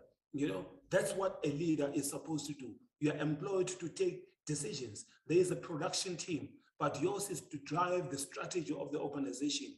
Yours is to make sure that the vision, the mission of the organization is at all times protected and at all times adhered to. And of course, the rest comes thereafter. You know, you inspire, you motivate, you know, you influence and so forth. But very importantly, how have we been led in this sector of energy in our country? Yes, Prof, you mentioned within the current ruling party, there's definitely huge disjuncture, you know, with factionalism that unfortunately is dragging it down. For how long are we going to be faced with this situation? And we as leaders are sitting on the side as scholars and knowing very well what needs to be done. But unfortunately, we don't share and we don't participate in the right platforms where such needs to be shared with, especially with our principals that are supposed to drive and take decisions on our behalf. I thank you very much. I rest my case for now. Thank you, Dr. Bongani. Thank you so much. Prof, I'm not going to give you a chance to respond right now. I would want us to change some gears. The next step right now, Prof, at the end, I would want you just to come in. But for now, I want us to make a call to action. Therefore, I'm going to start with Thabo Mofokeng. Based on what has been said by the Prof, and also based on what has been said by our learned colleagues, what calls to action do you think we should make? Thabo Mofokeng, and then I'm going to go to Tandiwe thereafter.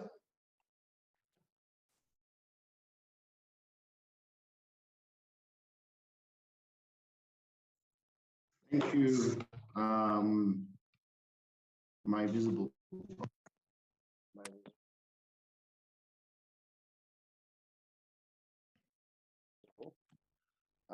So I'm very brief with my call to action and thank everyone for the exciting input.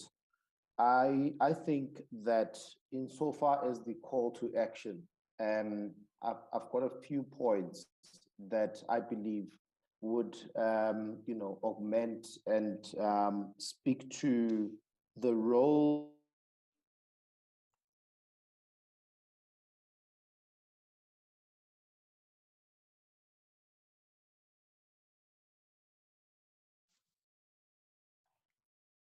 Colleagues, I seem to have lost Thabo. Please indicate by show of hand if you've also lost Thabo.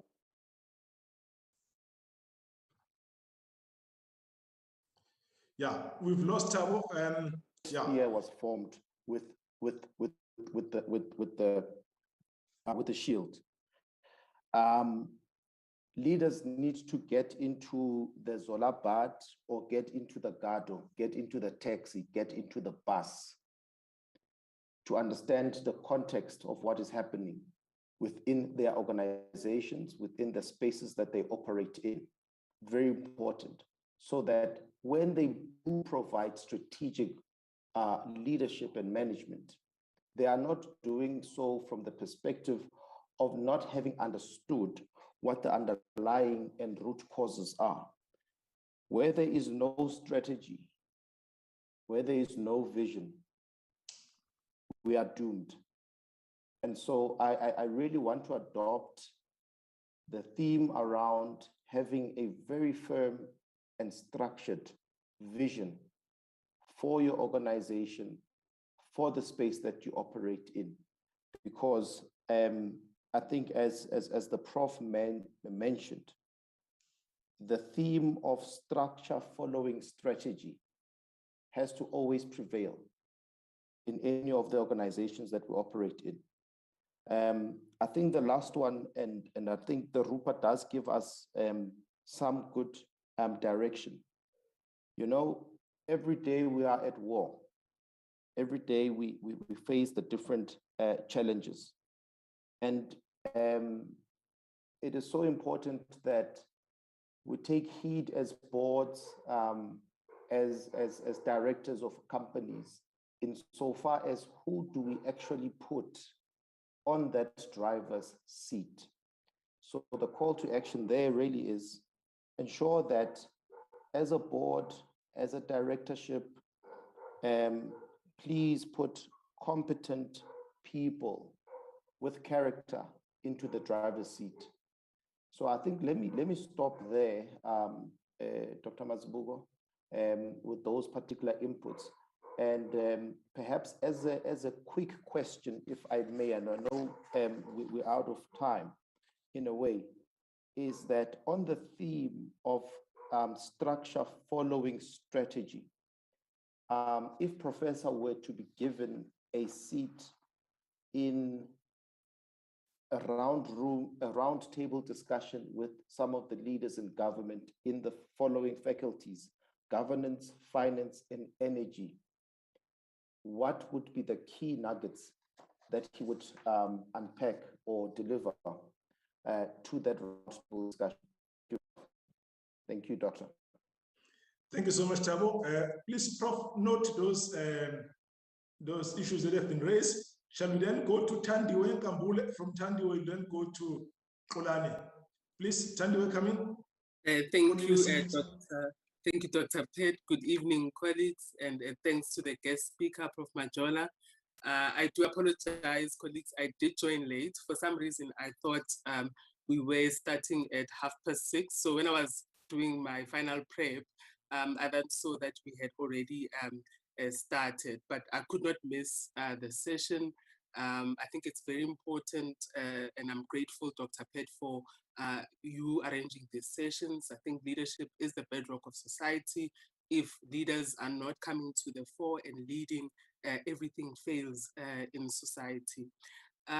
Being it Mandela Month, and in 2 days' time, we are going to celebrate what would have been the former president's 104th birthday. I think a discussion on leadership is amiss if it does not touch on this great leader.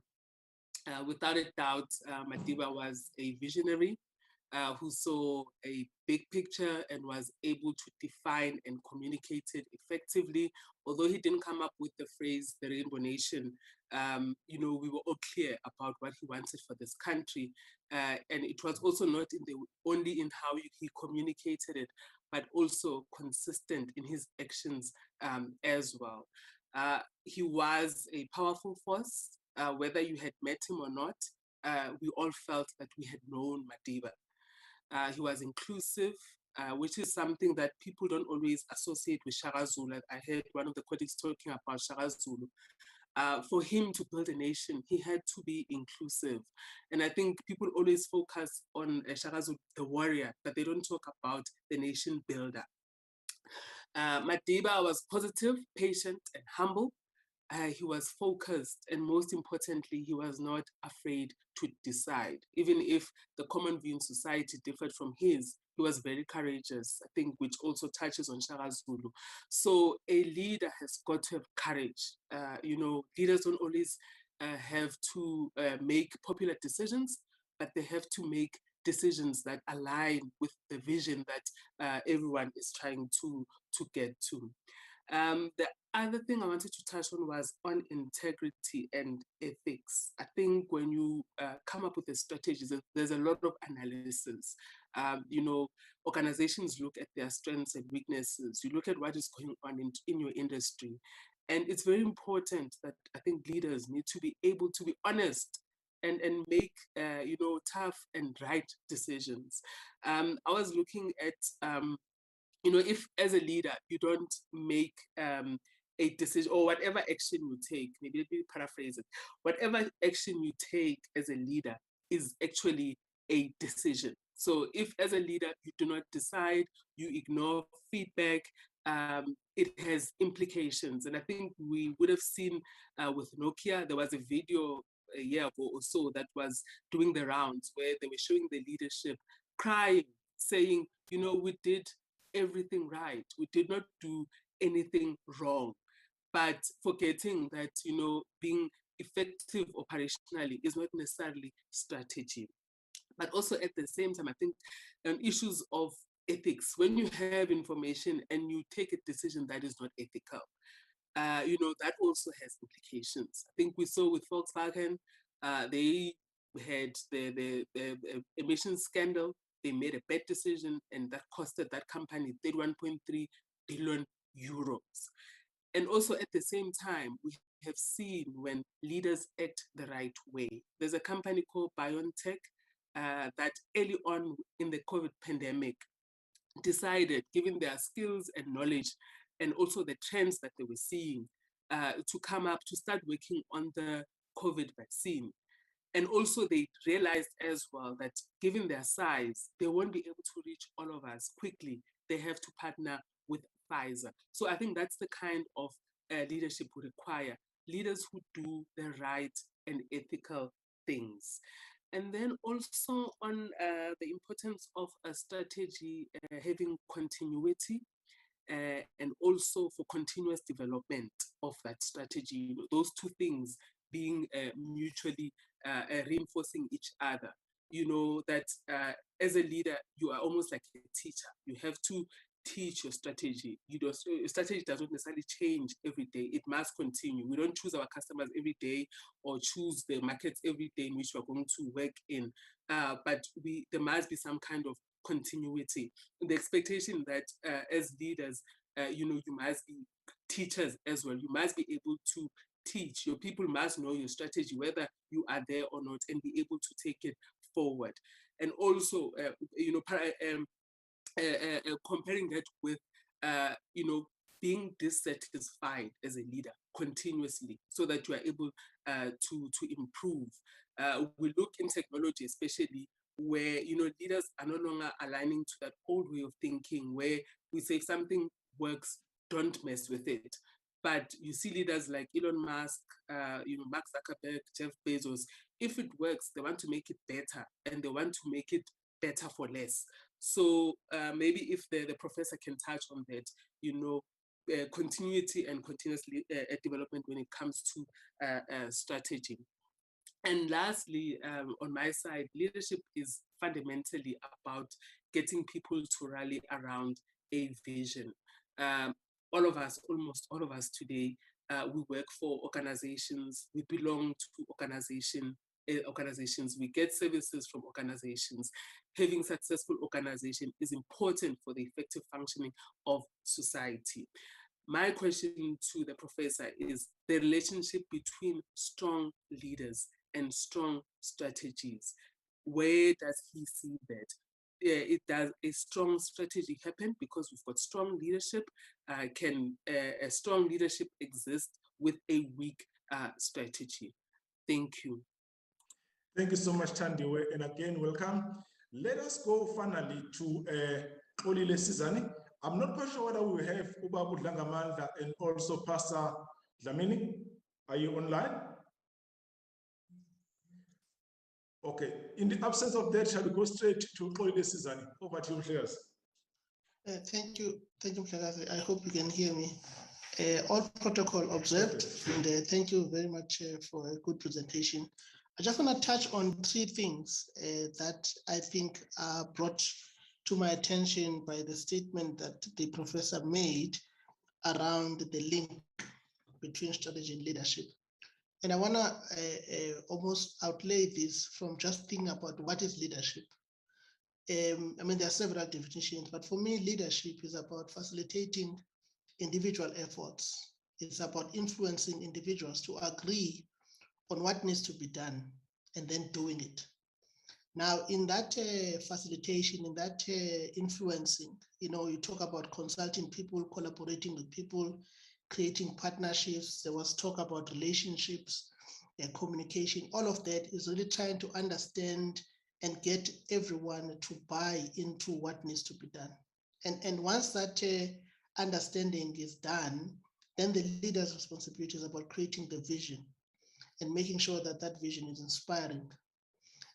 Also working around ensuring that there's a shared mission and that the leader lives the values that are going to be key. We talked about the issue of the culture. The values are an integral part of that culture that the leader is responsible for building. Once the leader has created that vision, that mission, and has set the values, it's about how then do we develop the strategy and putting together plans that are going to be used to execute that strategy, and making sure that we track and monitor and ultimately deliver the results. So I think for me, that's how I've always understood leadership. And like the prof said, it is a basis of the leadership's ability that a successful strategy is being able to be put in place. I guess the last speaker was talking or asking a question about that leadership and what drives the other, the chicken and egg situation. For me, everything stands and falls on leadership. If you don't have a strong leader, you will never have an ability to put together a good strategy. So that's one topic that I wanted to just address. The second point I wanted to talk to is what has been my own experience about the journey that a leader follows in developing and executing the strategy. And I think for me, there's been 3 steps or 3 phases to that process. The first one is about people.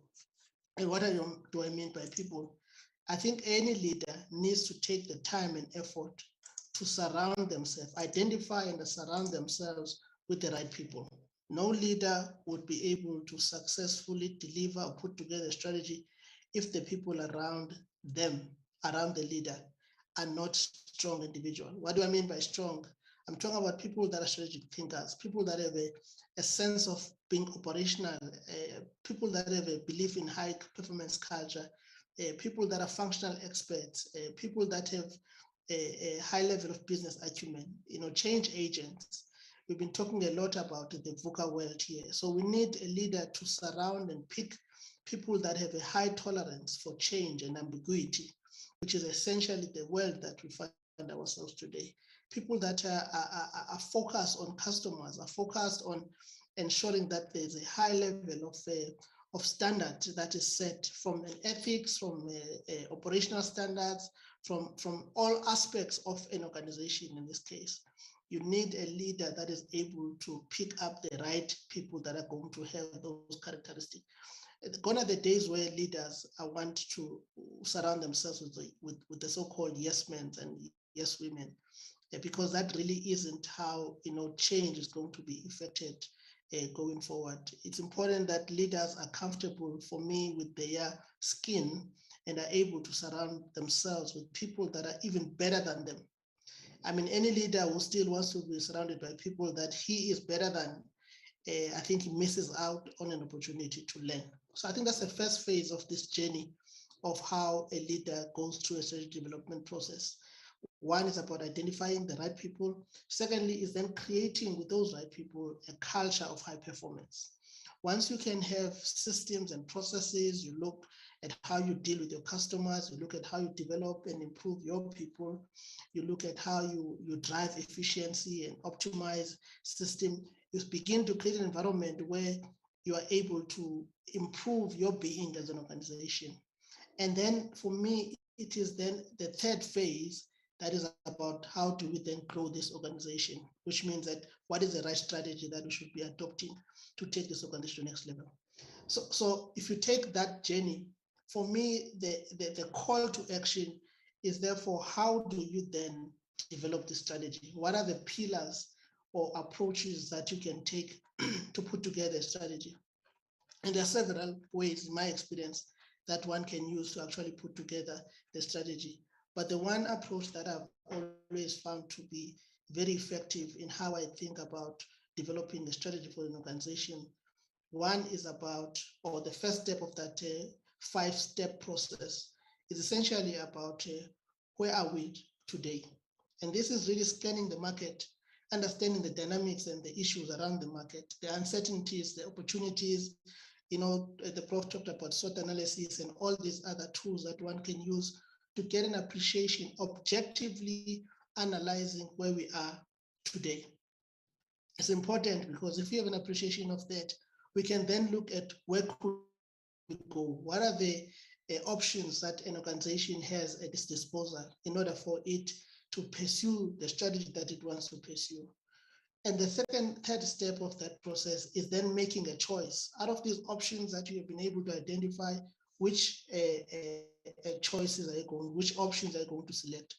And at the core of that process is about appreciating your capabilities and even your resources, whether it's human resources or financial resources, but that becomes very key in the process of selecting where you want to go.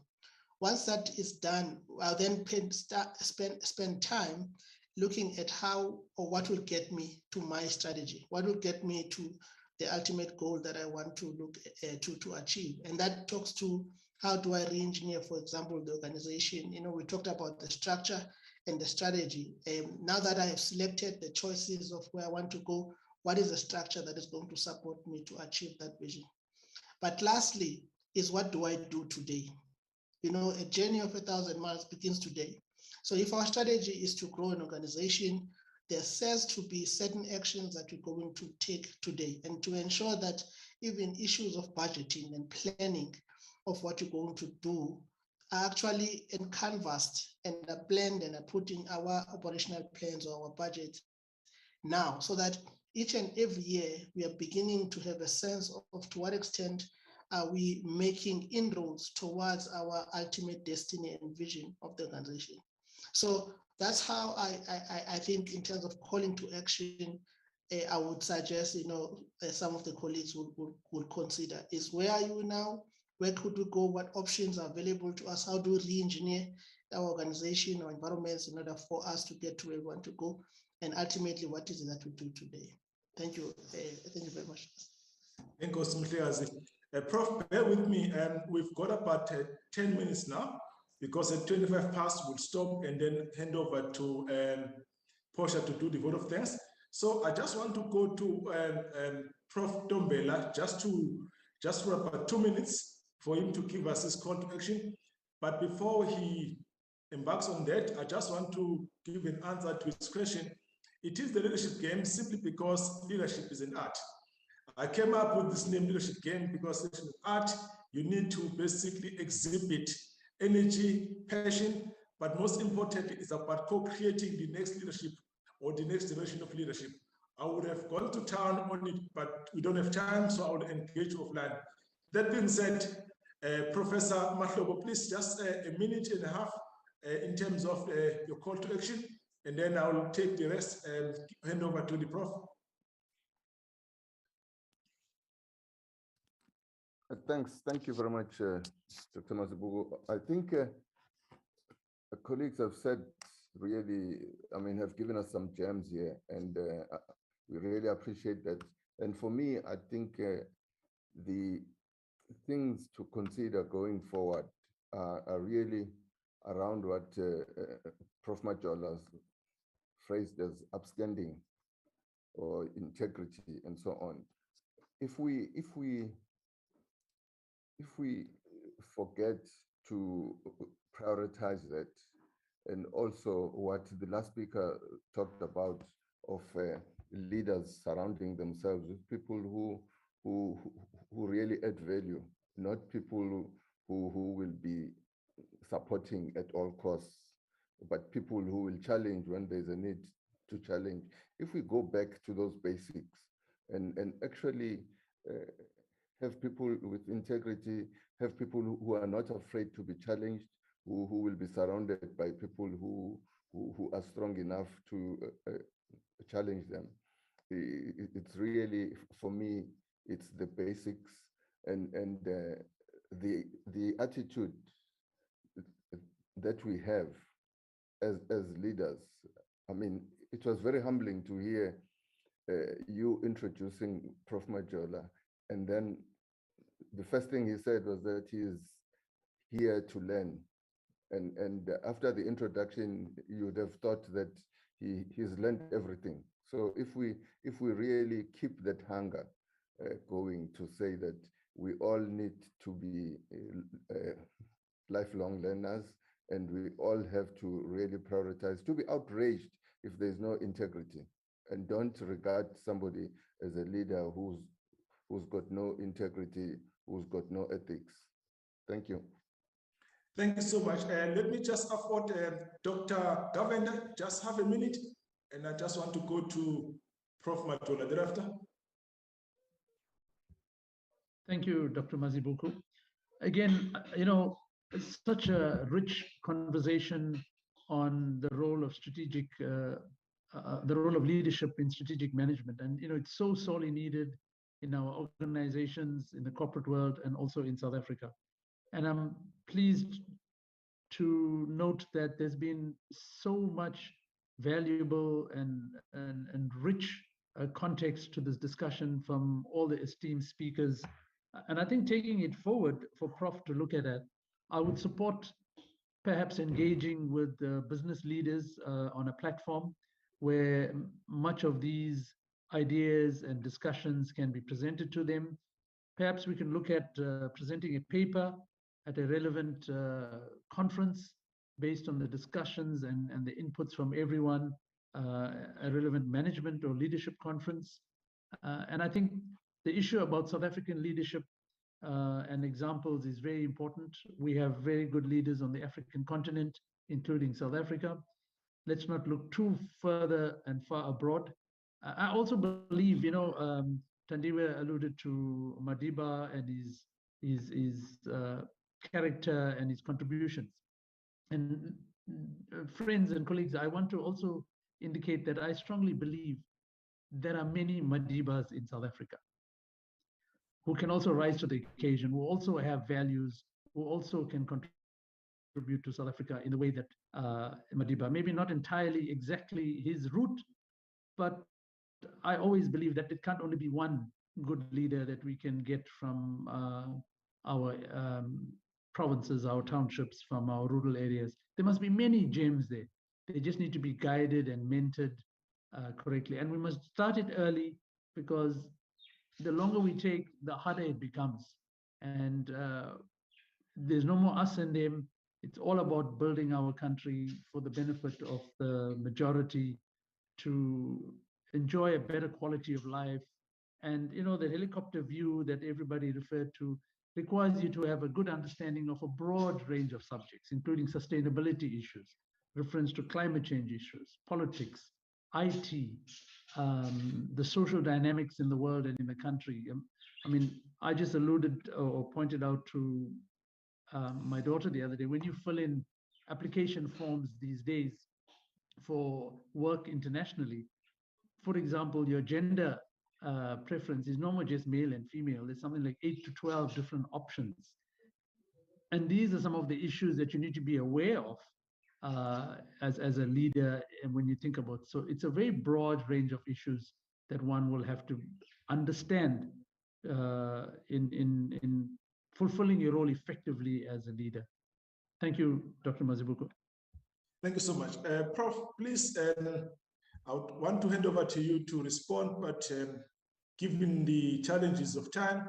You know, in South Africa, we've got what we call a power constraint, and we also have time constraint. So I would want us to stop at exactly 30 minutes past 1800. So you've got about 4 minutes to share between yourself and the person that will do a vote of thanks.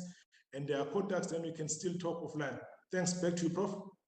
At exactly 26 minutes past, may I then hand over to Ms. Maluleke to do the vote of thanks. Over to you, Prof.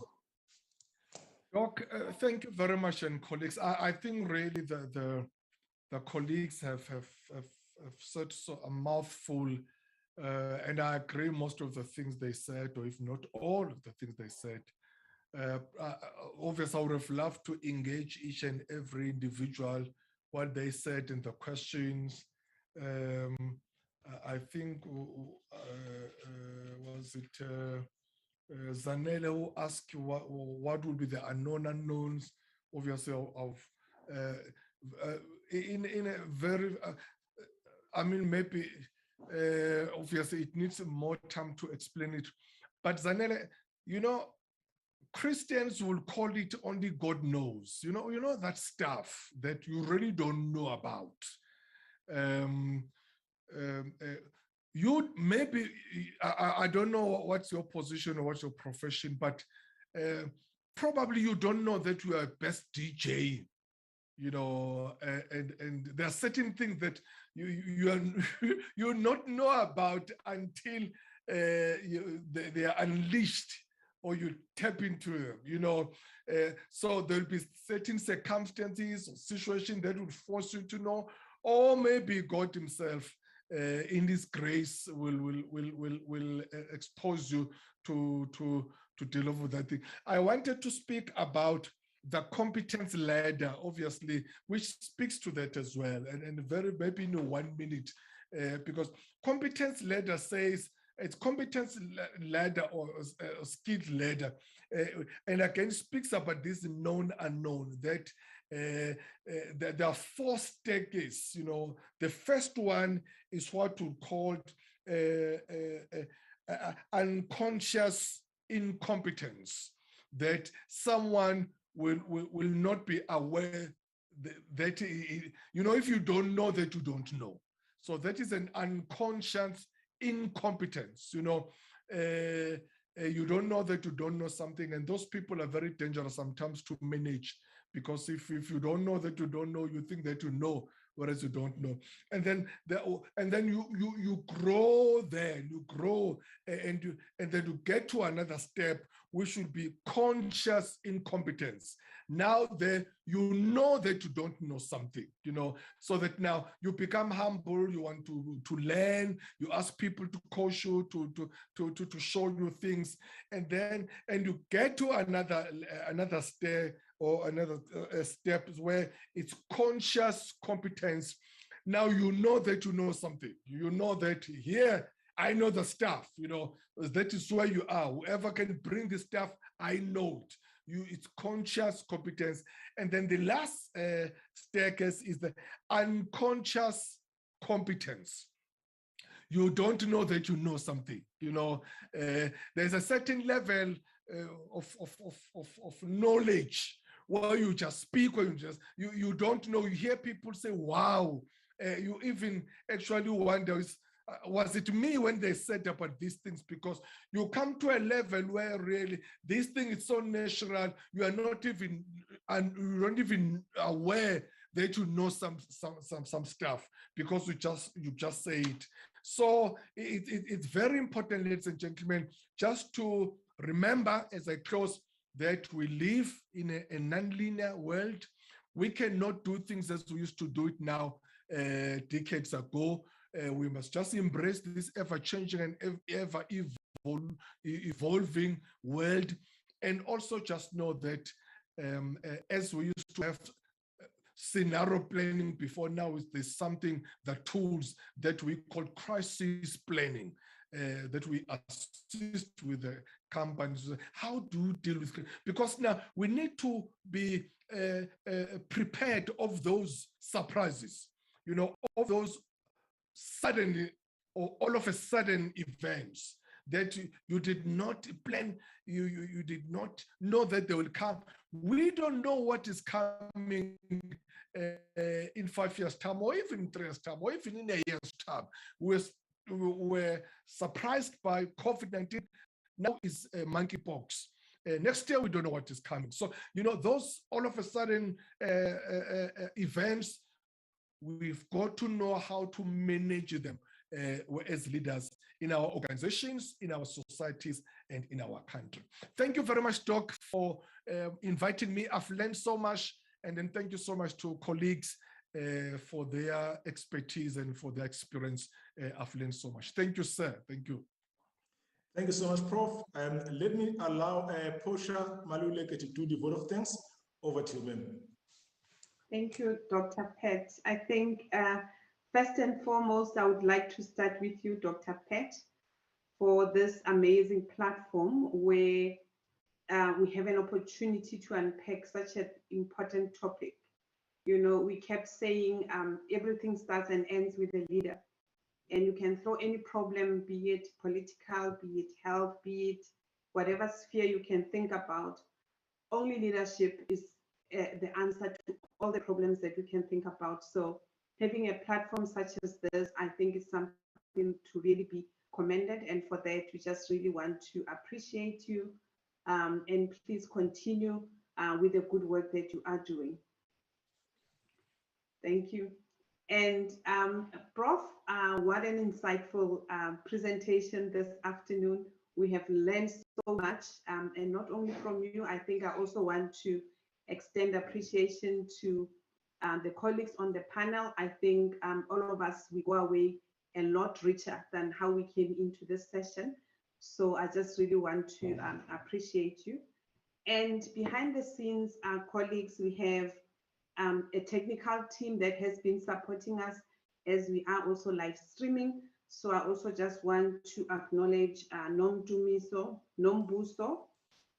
and Stembele, and also Maji, who have been doing all the coordination behind the scenes.